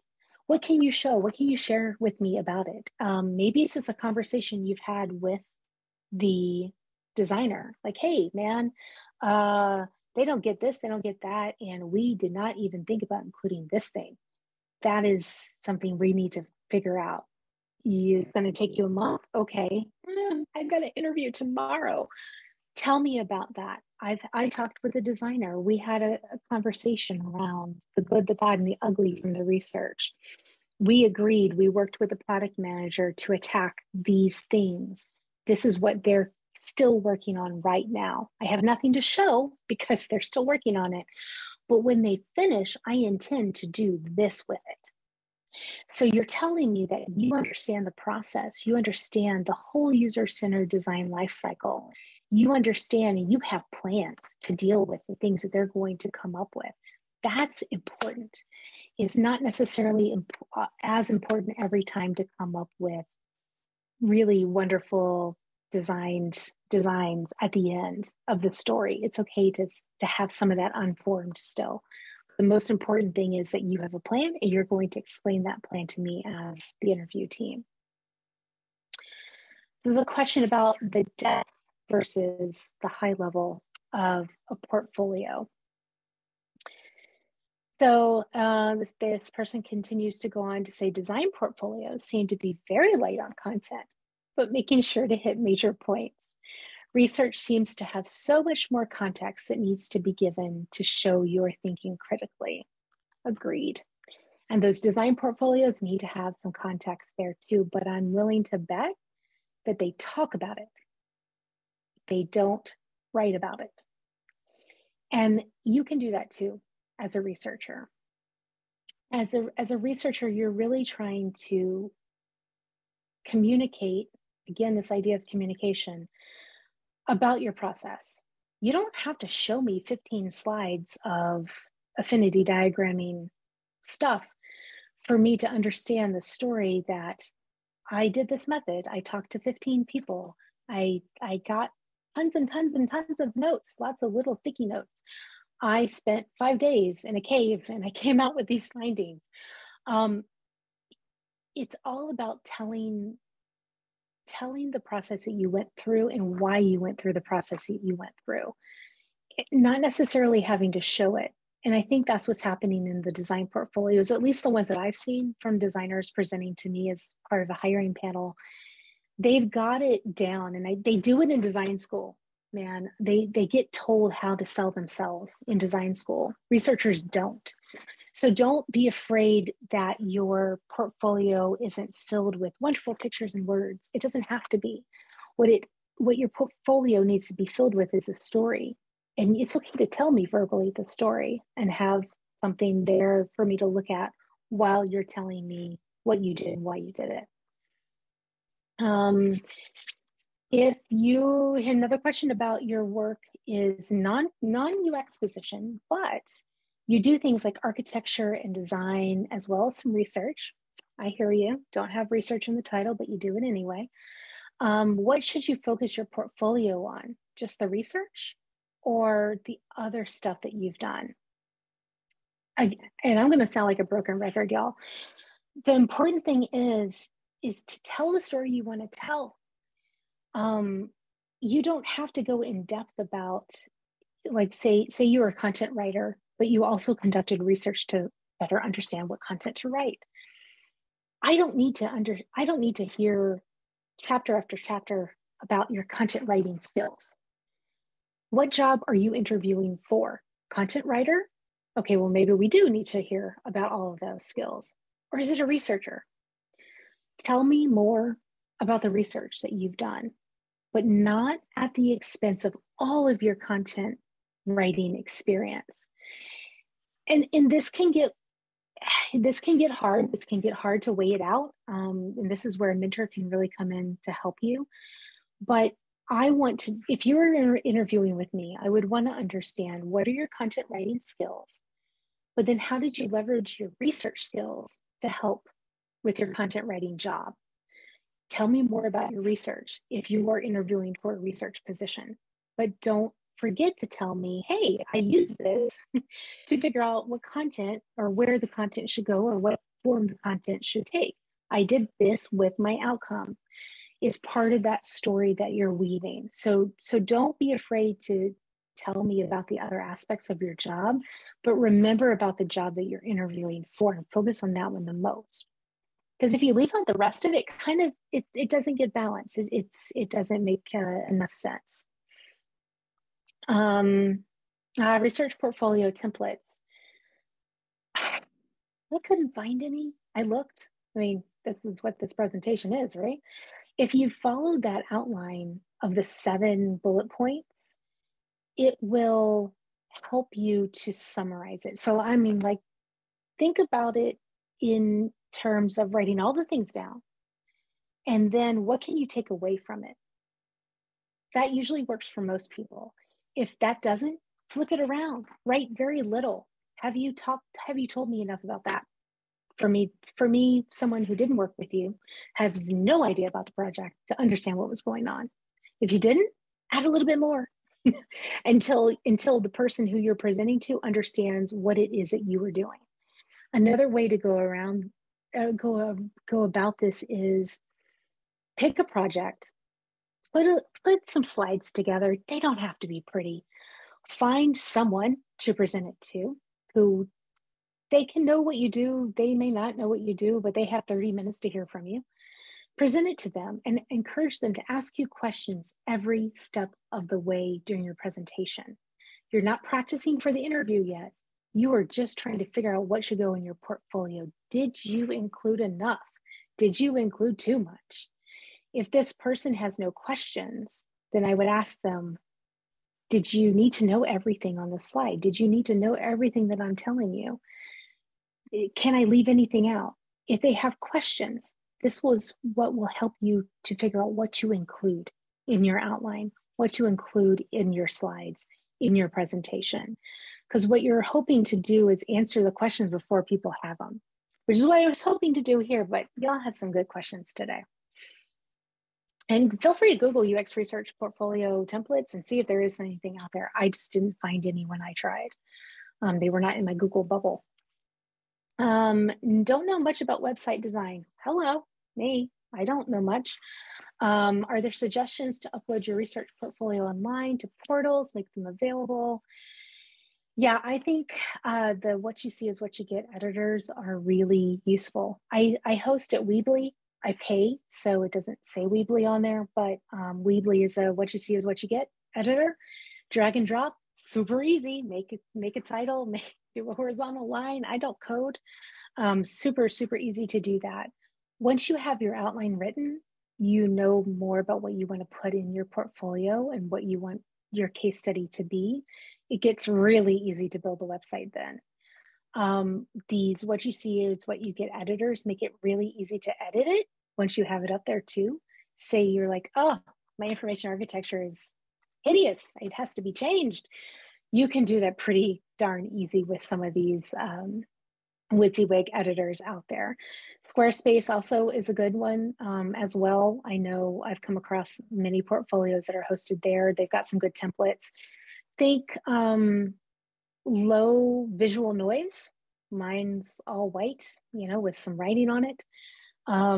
Think how you might want to showcase your visuals. If you want like a slide click through, does that hosting WYSIWYG editor give you that option? Most of them do. Most of the little ones have been bought by the big ones, so there's only really a few of them out there these days. But I would encourage you to Google WYSIWYG. What you see is what you get, editors and hosting, and see what you can come up with and what you feel comfortable with. WordPress, not a WYSIWYG, but if you have a WordPress admin or you are one, go for it. I say use whatever you feel comfortable with. Another question around only doing part of the research. Maybe you did the data collection, but you weren't involved in the analysis or the instrument creation, like you didn't create the survey or anything like that. That's okay. I bet you worked with the person who did. Tell me the story. That's okay. Carl made the survey. Maybe I contributed a question. So that means we partnered on the survey. And then I did the data collection. I put the survey up there. I babysat it. I watched it. I raised flags when we weren't getting enough survey responses. I was proactive. And then the data went to Jane, who did the data analysis on it. But I was there. I helped a little, maybe not at all. That's okay. You're telling me the story that you're a team player and that you can coordinate and collaborate with other people. But I would think again, what job is it that you are applying for? What is the job that you want? Do you have experience that you can use to showcase that you can do that job? So if that job is just doing data collection, yeah, sure, showcase that project. It's perfect. But if that job is all of the UCD process, you need to find some examples of you doing it. Even if it's like 5 examples and you've done one part in each example, that's okay. That's all right. Weave me the story. Tell me a story and pull in each of these projects and take me through that UCD project process with each one of those projects. That's okay too. Sometimes you have to go outside of the norm. Hiring managers want impact. Yes, impact. But hiring managers live in the world. They better know that not everything that we do is implemented. Sometimes it's enough to know that if we would have implemented that, we would have wasted $1 million. We would have made people angry. I have told people this with research I have done. If you do this, you're going to piss them off. Don't do it. That is impact. It may not be the impact that you would expect to showcase, which would be, we made $50 million from this thing. We got 10,000 more customers, but saving people pain is impact. It's hard to measure it, but if you can tie it back to the findings that you have from your research and tell me the story about how you sold, guys, we cannot do this. We don't need this feature, it's useless. Tell me that, because what the hiring manager really wants to know is how you have influenced product and design. When they say impact, that's really what they mean. And it doesn't always result in tangible things that you can point to on the revenue bottom line. Recency of a project. Well, if you're talking about doing research on modems, that might be a little outdated. But if it's something that is applicable to the job and isn't completely out of left field, like I'm trying to think of a good example. Maybe it's something, maybe MySpace, if you're that old. I am. Maybe it was a project that you did about MySpace and nobody uses MySpace now. It's all Facebook or whatever the kids are using these days. It could be okay. Again, how does it relate to the job that you are interviewing for? If you don't have a newer example, that's okay. Is it still applicable to the job you're interviewing for? If you need a new example, go see if any of those volunteer websites are hiring these days and get a new one. Otherwise, it's all right. You can call it out too. Like I did this project in 1998, but it's still relevant today because, and tell me why. Odds are good research findings have a long life depending on what you were researching. Let's see here. If the quality of my previous research in a non-UX role doesn't meet quality standards, can I still use it? Or should I leave it out? This is a question that comes up because people worry they don't have enough to showcase. Remember, you're only going to have an hour. You only have time for one really good case study. Do you only have one case study to talk about? Go get some volunteer experience. Go look around your work to see if there's something else that you can do to tell a story about. This question person, I don't know why that research wouldn't meet quality standards. Sometimes you can still showcase it, but talk about it in terms of the constraints for that project. Maybe you feel it doesn't meet the quality standards because you only talk to 2 people instead of 6, 8, or 10, or 12. That's a constraint. Tell me why. Maybe it was as simple as they didn't exist. There were only 2 people who used this thing, or I couldn't find them. That's all right. Tell me about that. Tell me what you would do differently next time to overcome that constraint. So I wouldn't automatically assume that that research didn't meet quality standards. What it probably hit was some constraints that you couldn't overcome for that project. And if that's the only thing you have to talk about, if it's the only applicable thing to this job interview, tell me about it, but tell me about the constraints and tell me what you would hopefully do next time to overcome them. And then everybody kind of knows, like, life happens, constraints happen. Okay, so somebody wanted some clarity about high level, about the work, and then discussion guides, moderator information. You're having that stuff in your appendix, the artifacts, as we call them, right? Or discussion guides and stuff. In the event that somebody in the interview panel wants to know more, you have it. You can pull it out. You can show them that. I don't know, everybody kind of has a different way of interviewing, but at my current company, we do the, you've got your recruiter, gatekeeper, okay, check.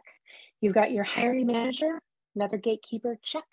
You've got your panel interview, which is made up of the hiring manager, fellow researchers, PMs, designers, and whoever else might want to come, check. Then you go into your individual interviews where it's one-on-one over Zoom with people from that panel. So researchers, PMs, designers, they're trying to figure out, are you a good fit? Do I want to work with you?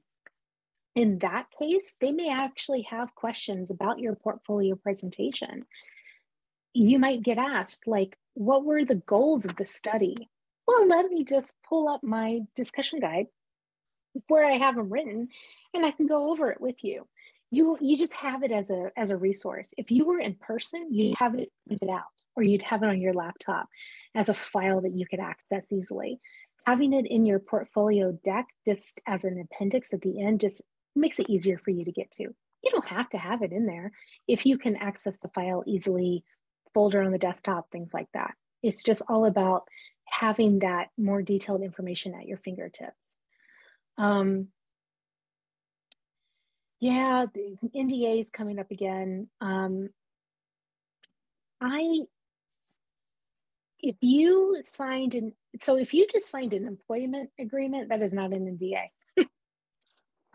You have had to have signed an NDA that says you cannot share anything that you have done at this company for any reason with anyone at any time.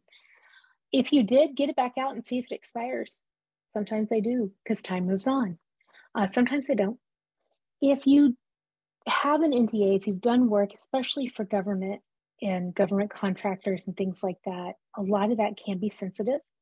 A lot of that can be, not quite NSA sensitive, National Security Administration for those non-US folks.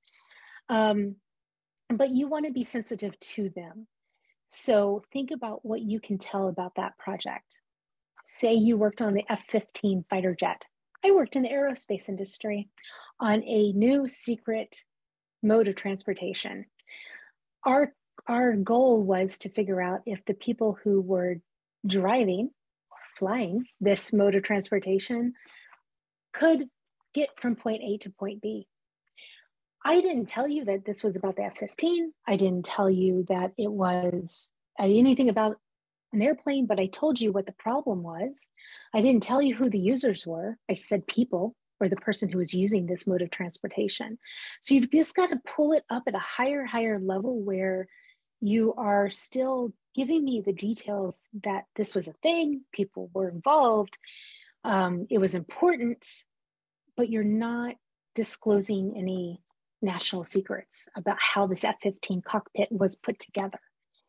It's not going to be as impactful as I did a case study on the Uber app, and this is screenshots, and this is the play-by-play of this project. But if that's all you have to show, that's what you're going to have to do. Bootcamp projects, impact metrics. Okay, so if you've done projects for boot camps, or even if you were like a capstone project where you kind of gave it off and go, okay, bye project, I hope you live a good life. I have no idea what you did with it. I've been there, done that. That's okay, you can say that. Just be honest. It goes back to beating that imposter syndrome. Don't lie. Don't make up metrics if you don't know them. Just say this was the constraint. This was the scope of the project. I do not know what happened. I gave it to them. I hope they did this with it. I've kind of stalked the website to see if they made the changes, but I haven't seen anything. So I'm not sure why that didn't move. You could reach out to them. Say, hey, I reached out and I haven't heard back. So once I do, I will update my deck with my feedback, but I don't know. I hope that they were able to put it in version 3 that hasn't come out yet. So you can treat it like that. This is a good question. If you were a lead or a manager, how's your portfolio different? Your job that you're going for is probably different. You're probably not going for an individual contributor role. If you are moving back down from management to an IC role, you'll want to talk about the IC work you did as a manager. And if you don't have any, pull some from when you were an individual contributor, because that's the job you're interviewing for. If you're a manager or a lead going into a manager or a lead position, tell me about that experience that you have. Your portfolio is going to be different because you're not going to really step me through the UCD process because you're higher than that now. You're going to tell me about how you helped your team to grow, helped your team to flourish, helped your team to overcome the constraints of the workplace that you were at. You can tell me how you helped them with the project or treat them as the project that you're going to build your portfolio around. I had a team member who struggled with this. That's the problem. What did you do about it? I helped them by doing this. We came up with this game plan. We came up with this framework. We did this. We implemented this thing. What was the outcome? Did they get better? Did they quit? Did they get fired? What happened? It's that same structure. No matter what job you're going for, it's the problem, what you did, and the outcome. If you keep that at the core, you will always have a winning combination. All right. Question about being a junior researcher. Better to be a generalist, a mixed methods, or being a specialist in either qual or quant?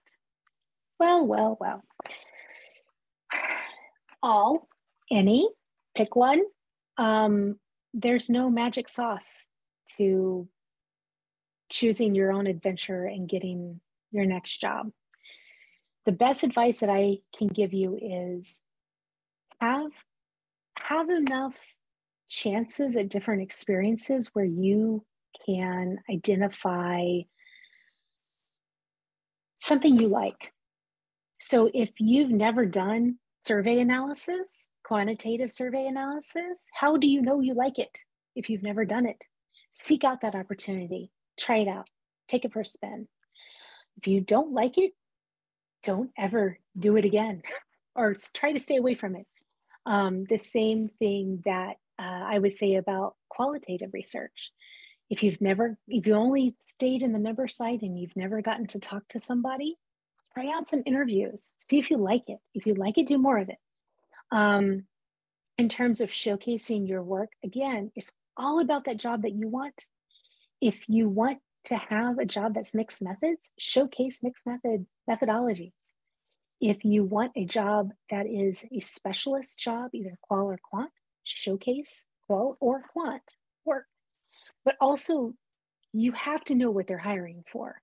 Don't get into that trap of, well, I'd always wanted to be a quantitative researcher, but you're interviewing for a qualitative researcher job. That's going to be a bad fit, and it's going to be a hard sell for you to sell yourself to them, because they're looking for somebody who's different than you are. Oh, here's a good question about whiteboard challenges. Let me tell you about a story about Facebook. Facebook didn't, I interviewed at Facebook once time. It was not a whiteboard challenge, like here's a marker and go whiteboard something, but they did give you a research challenge of come up with a topic to research about Facebook, and then you're going to present your approach during the interview process. So that's as close as I've gotten to a whiteboard challenge. So what they're looking for is, can you think through the different methods at your disposal? Can you think through the pros and cons of each? Which one would you choose? Why would you choose that one? What are the goals that you would hope to achieve by choosing that method? And how would you go about doing it? They're not looking for you to actually do the research. They just want to see if your approach is solid to that research. So thinking about that, but that would be separate from your portfolio presentation. That's a different part of the interview process. Let's see, something about mini studies. A lot of small projects in addition to some case study worthy projects. Small projects. There are no small projects. Only small people. And I'm only 5'2". No, any project is worthy of presentation.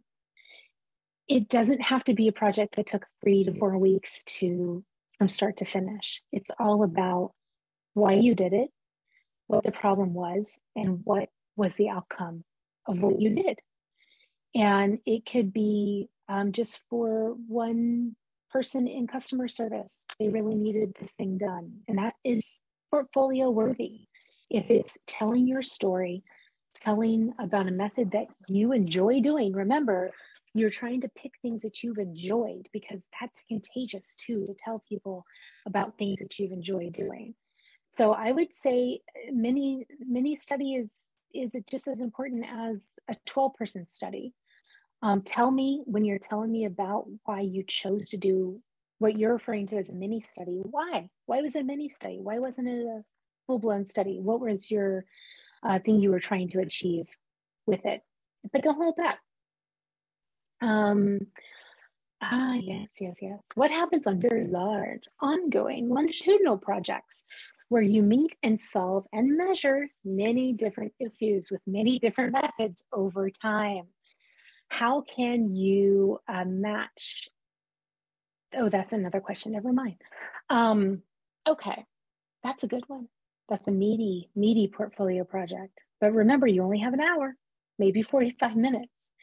So often what I've seen people do is you've got a 2-month project, and you've got diary studies, and you've got one-on-one interviews, and you have usability testing because they created a design from all of that information. And then maybe you've got another usability study from to wrap it all up. That's great. Give me that overview. Start with that overview.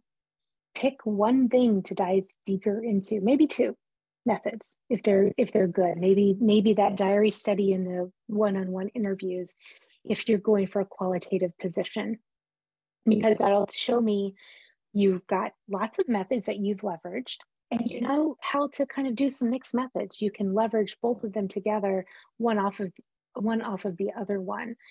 You may not go as far in depth with both of those methods, because again, you only have 45 minutes, maybe an hour, but you're going to tell me about them in concert with each other. What did you learn from one How did you turn that into the goals for the next phase of research? And then you're going to give me a little bit of an overview about the rest of the research and the outcomes and the constraints and the scope, things like that. How can you best gauge the best match for the particular person you're sharing with? Well, that's where LinkedIn comes in handy. Hopefully, you can find their profile and read all about them. Google them and their company, see if anything shows up. I did that for my current job. I actually found a video of my boss presenting 4 years ago at a company meeting. I watched that thing. Oh, yeah, I did. And when I interviewed with the director of design, I brought that up. I was like, well, actually, when you and my hope to be boss were presenting about this thing at this company event, I really got excited because, and his face just lit up. He's like, oh my God, you know more about our company than most people we interview do. This is great. So definitely learn about them. Learn what projects they worked on. What is the scope that they are attached to at that company? Ask the hiring manager, ask the recruiter, like, who's on my panel? Who are these people? What in the world do they do at this company? Take that information, look at those 3x5 cards in your little card deck and say which ones match the best to these people. If you've got 5 cards that match everybody, then you think, okay, who are my most important people on this hiring panel? Is it the fellow researcher? Is it the hiring manager? Is it the product manager? Who is it do I need to really, really sell on me? Don't be afraid to ask the recruiter who's paying for this position. If it's the product manager, sell yourself to them because they are the ones who will say, yes, you can use my money to pay for this person. Let's see. Okay. So what if the boot camp case or like your case studies only have one method? That's okay. That's cool. There's still a story there. Why is it just one method? Tell me. What did you learn from that method? Again, you're telling me the same story, but you're using just one method to tell me about it. I think most of my case studies are just usually typically one method because I want to go more in depth about why I chose that method. What did we learn from that method? How did that turn into something at the end, maybe a design change or something like that? It takes a long time to tell these stories. So it's just fine. Somebody's entering the US field after doing qualitative research for 20 years, and they want to draw on past projects for their portfolio. Yes. The most significant one they've done is a long-term research that had impact on systemic change. Okay. Different than a product or service as a design. Okay. Should I have both of those in a portfolio? I'm going to sound like a broken record because I'm going to say, like, what's the job you're interviewing for? Again, your portfolio changes depending on what you are presenting. If you're creating a website, I say put all your 3x5 cards on that website. That's okay. That's where they're going to live. But you're not going to showcase every single one of those for your job interview. You're going to pick one or two to showcase on slides for your job interview. So thinking about that significant long-term research that you did, does it apply to the job that you're applying to? And when I say that, I mean, like, is the method applicable to them? Can they see themselves in your research? That's really what you're trying to get across to them, because that's what they want to know. It's like dating. Can they see themselves with you for the next 5 years? You're trying to sell them on you. So if they can and it does, then yes, definitely present it. I can tell by the question it's something that this person is excited about too. That's going to come through in your interview. All right, one more question, then we're going to open it up for happy hour. How would you approach an ongoing long-term case study that involves elevating the UX maturity within your organization or group? Oh, this is very interesting. It is no different than a normal case study. Again, The problem is elevating the UX maturity of the organization, right? What did you do? What are you doing? What are the things that you are doing to achieve this elevation? How's it going? And obviously, you may not be done with it yet, but is there anything you can talk about in terms of, we did, I don't know, lunch and learn, we did book club, we did whatever, and these are the things we've learned from instituting those changes. And yet we still have more to come, and I'm excited about that because, so yeah, it's that same framework of what's the problem, what are you doing to address it, and then what is the outcome so far, or hopeful outcome that you're hoping for. All right, I'm going to stop sharing. And then if anybody, feel free to come off of new video if you want. And you can use the little raise your hand thing in Zoom to raise your hand. And what it'll do, it'll pop it in the left-hand corner for me. And I'll know that you've got a question, and I'll call on you, and you can ask it in person if you want. And we can go through that until we don't have any more left.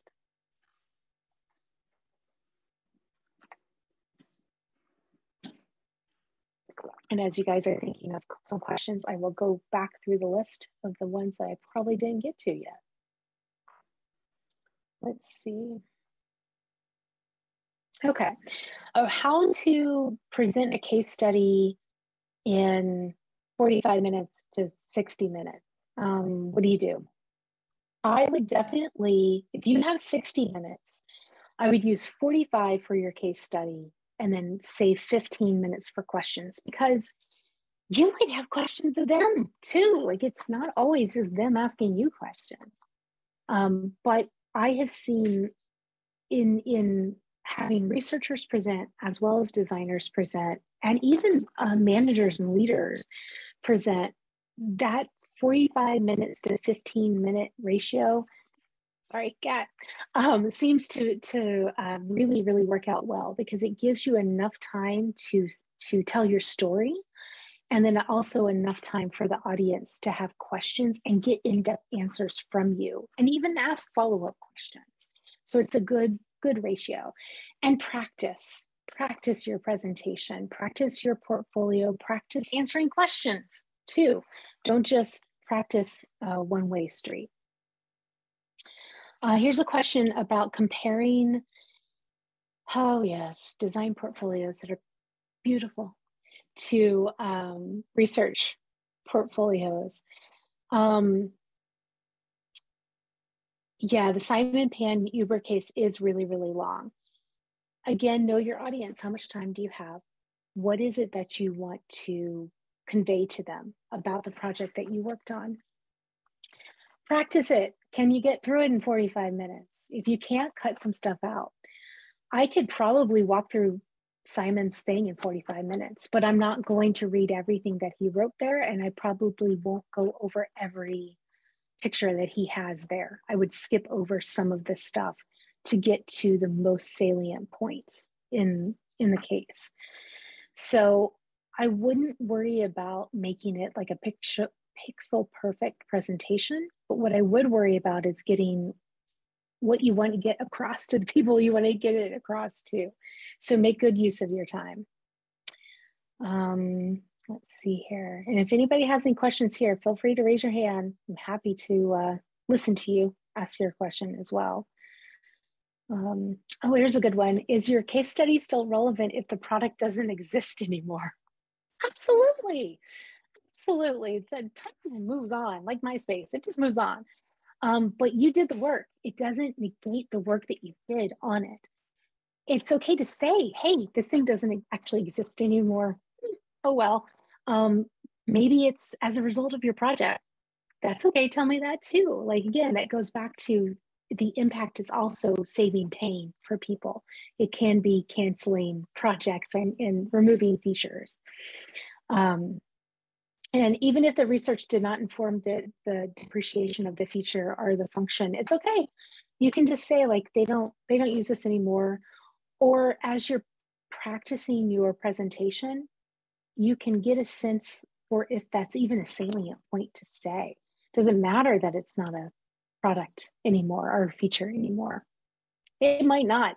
And it may only come up if somebody asks you a question about it too. And you can say, well, it's actually okay. I've interviewed a couple people from Google where they spin up projects and it doesn't go anywhere. It doesn't go into the product at all.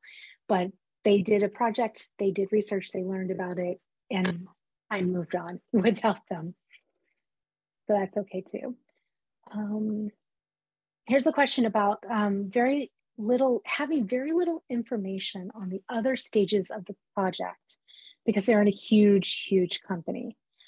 Yes, lots of product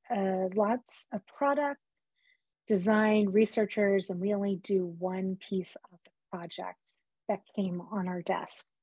Yeah, that's okay. Set the stage. Tell me about that. Tell me where you're coming from.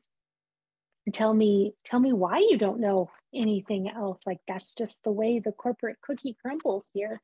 I don't get a chance to learn more about that. And in fact, that's why I'm looking to interview at your company. I want to know more about that. They're always suckers for that. Yeah, just be honest, give the context about the project, and yeah, there's nothing wrong with that. You can always say, like, it got given to me in this form, and this is what I did with it. This is why I did with it. Just did what I did with it, and this is who I gave it to. And hopefully they did what they were supposed to do with it, and then I got another piece of another project. Again, it's just a different way to approach things. Susanna, you've got a question. Yes. Hi. Yeah, I thought I would take a stab at being somebody to ask a question over audio. Do it.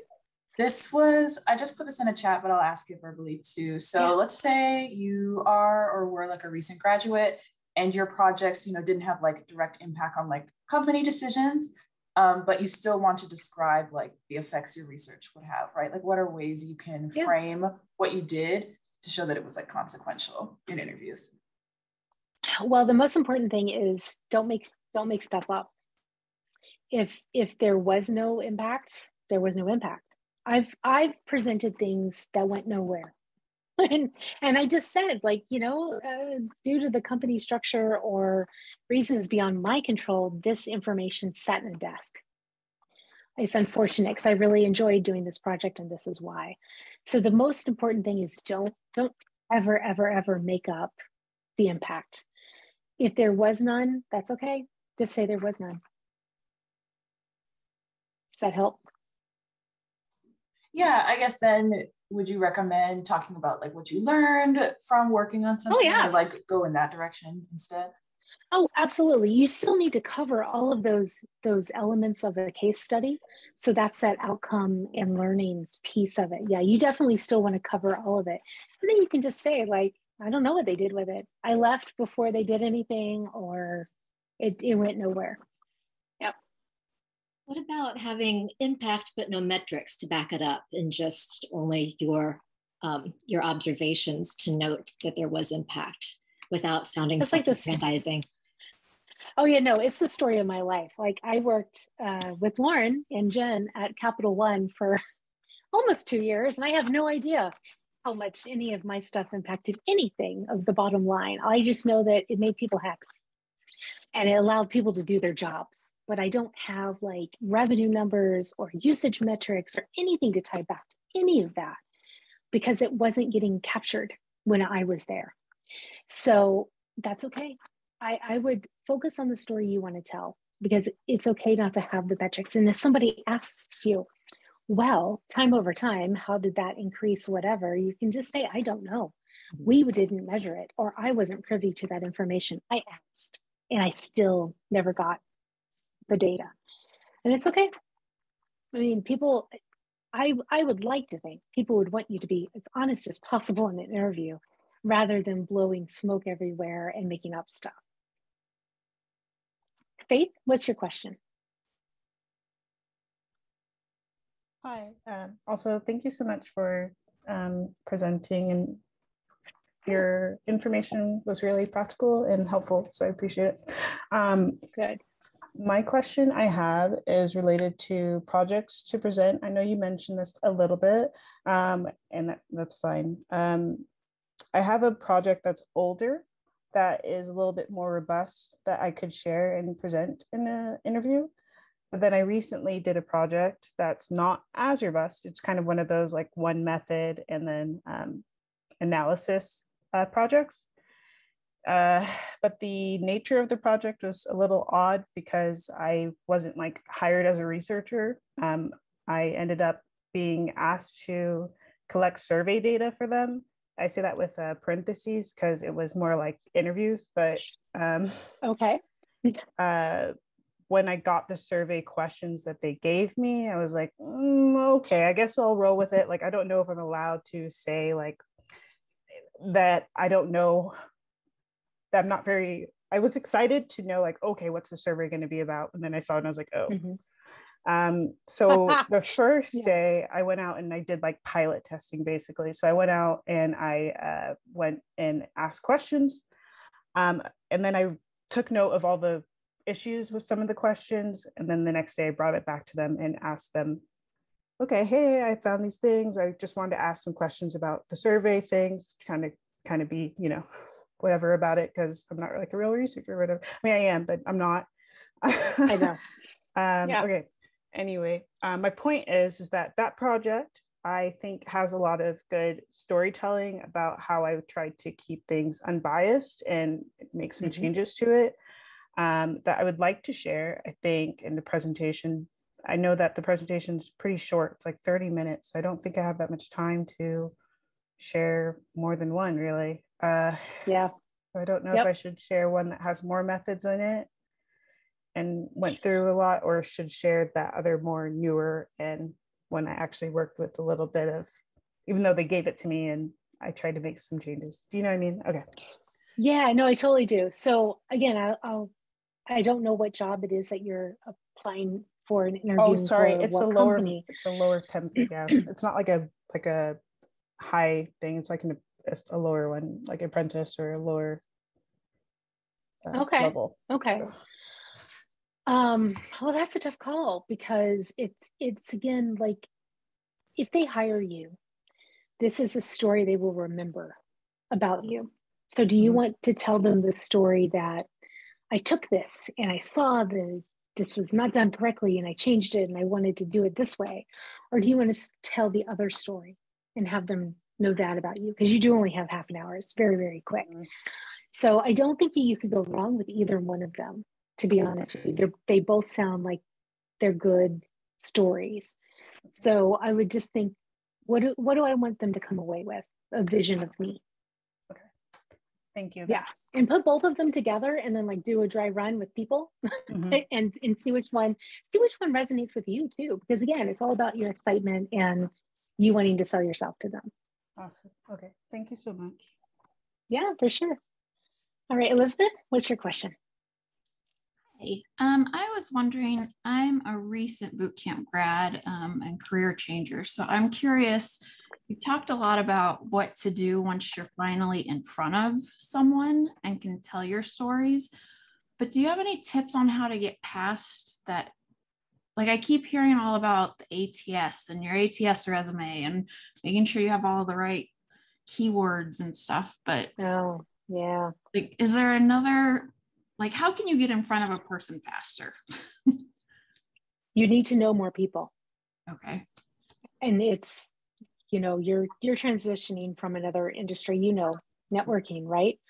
I know when my boss opened the job rec for a associate, like a junior researcher, they got 50 applications in like the first hour. And this thing was not, I don't even know if we even put it on LinkedIn.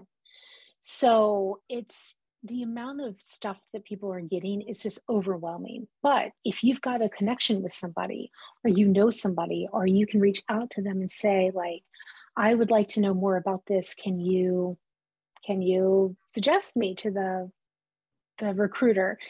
Anytime you can do that, it circumvents those 50 people who just sent in their stuff over LinkedIn or through whatever means that they did. because then you get designated in the system to say, oh, you know what? We know Elizabeth. Elizabeth was recommended by somebody internally. She's going to go to the top of that pile because you've already almost been vetted by somebody else. So I would say network as much as you possibly can. When UXRS does our monthly events, we always have networking at the end. We won't have it tonight, but we have it for our typical events.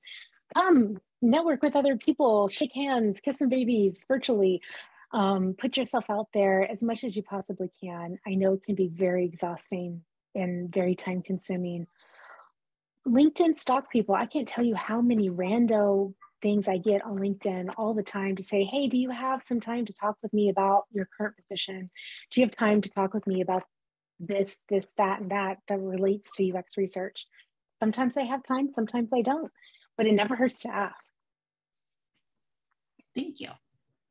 Yeah, I know it's not an easy answer, but it's hard these days, it's for sure.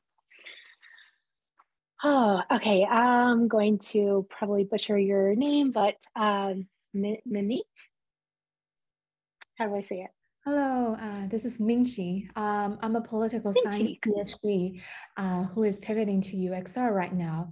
I have two projects which I'm really hesitant which I should choose if it's only 30-minute portfolio presentation. One is certainly my dissertation, but again, it's about it's about political economy and psychology, like how political elites, they use narratives strategically to manipulate and shape policy.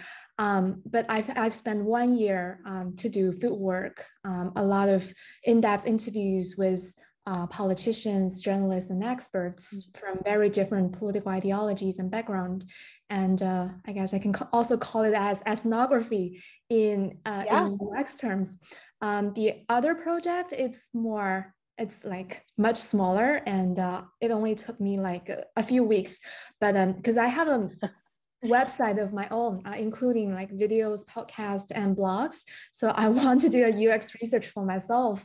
I've recruited a few of my subscribers and then asked them to help me to optimize my podcast website. So that's usability test plus a survey, both as a screener, but also as a method to do some generative research. So I feel like for the first one, because I mean, everyone's going to ask me about like, what's your dissertation about? And it took me a lot of time and effort. The second one, it's again, I think it's a very small project, really, like much less impact, but then it's certainly an applied setting. So I'm not sure. I'm really curious about your professional opinion. Yeah, I would think that I would want to know what job it is that you're applying for. What is the industry? Is it an academic job? Then I would go with the tech. Okay. Yeah, it's like I'm looking for a general tech industry job. I would go with your shorter study first, but also have a slide like when you would do your introduction deck before you get into your case study. I would talk about your dissertation, but I would keep it to a slide, not too much. Because like I said, corporate America, they're not stupid. They just don't live in academic world. So they may not understand, like, why did it take you a year to do this? Like, I don't know, like, we don't have time for that. But if you cut to the chase, just like you did with me, you told me what it was about, all the methods that you used, and you used the term ethnography and qualitative interviews. So change some of the labels that you use and keep it to a slide. I think it's fascinating. I would love to talk to you more about your dissertation. But when you're interviewing for a job, you want to stick to the stuff that's immediately applicable to them. Usability testing, always a good go-to. I see. Thank you so much. Yeah, for sure. All right, Karina, what's your question? Yeah, very quickly, I'm curious to know, this is a completely different take, right? But whenever I look at a project, it feels to me like every little portion, like when you prepare your research, every step of the way, there's always an interesting challenge. Like if you're recruiting, even though recruitment seems boring, it's like, yes, but now you're recruiting for sensitive topics. So how do you screen? Or if you're at the stage of like whatever it is, right? Every step is like, if you're a good researcher, like you've thought about that. Nothing is accidental. It's not like you just popped up and, oh well, I just did it because that's the textbook. So the way I feel very often, and I'm curious on if we could kind of explore that angle too. I get the whole like, here's a portfolio, here's a story, here's an angle, whatever. But like, to me, it's like, yeah, but actually, like, there are all these things that happen, and they happen on all projects. So you can pick pretty much like, what are you interested in? Pick that. Let's talk about it. And I feel like the is like, okay, well, in that, you know what I mean? Like, it feels weird to me that we have to like prepare a story.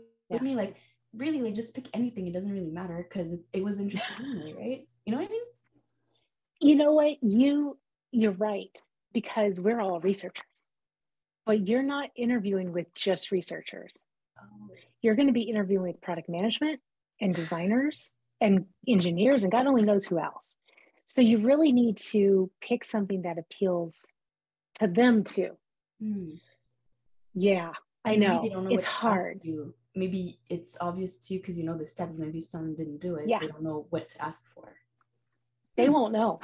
They need you to tell them what you did, why you did it, why you did it. And that's what they're going to look for you to do in the role too. They will need you to help them with it. So you're just going to give them a preview, right? You're dating. You're trying to say like, yes, you want to move in. We want to share the cable bill together. Yes, we want to do this. Yeah, for sure. Larissa, what's your question? Hi.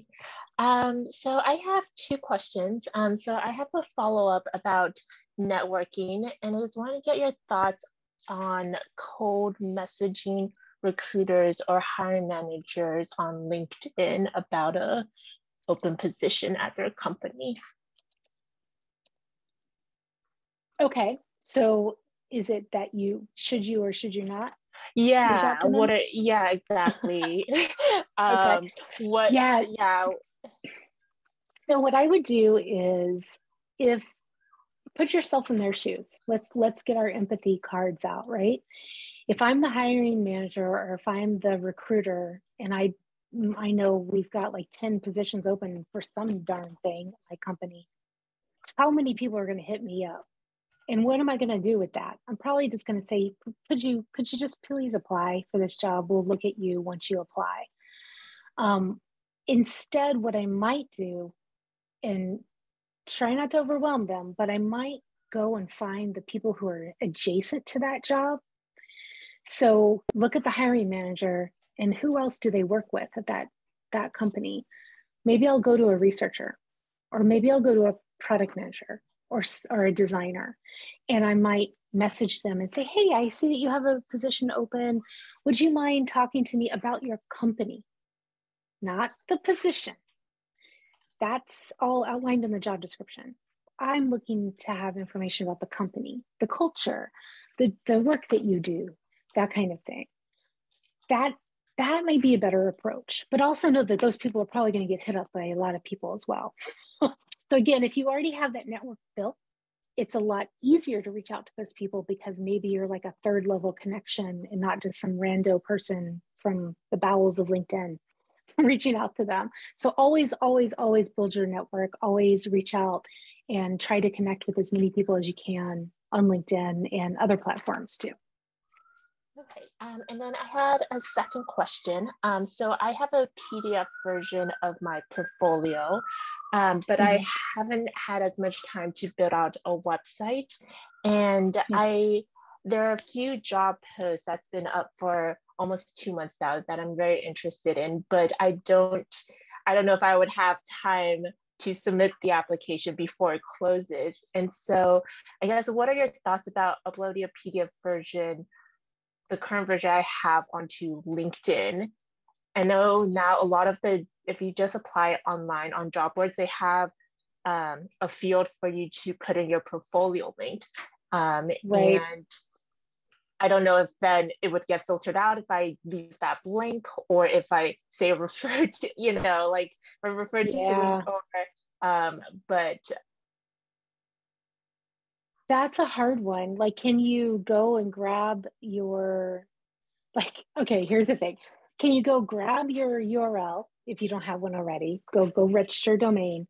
Go get like a what you see is what you get editor, and then just pop your PDF up as a file, or put it up on Google Drive and grab the URL from the Google Drive file. And Yeah, put that so in there, you know? I guess I could convert it.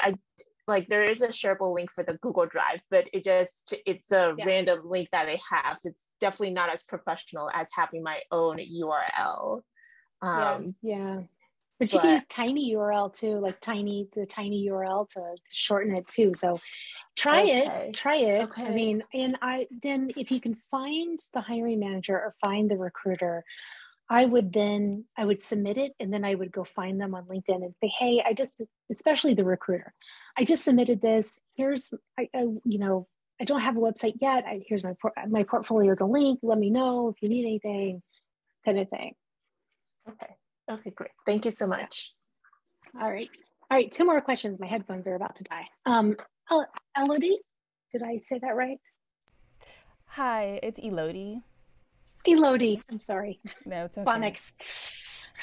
My question is, so I'm a documentary filmmaker trying to transition into UX research. And so some of the methods are very similar in terms of like I do participatory documentary filmmaking, so incorporating I would call them mobile diaries if I was using UX research terms, but like vlogs from participants in the films.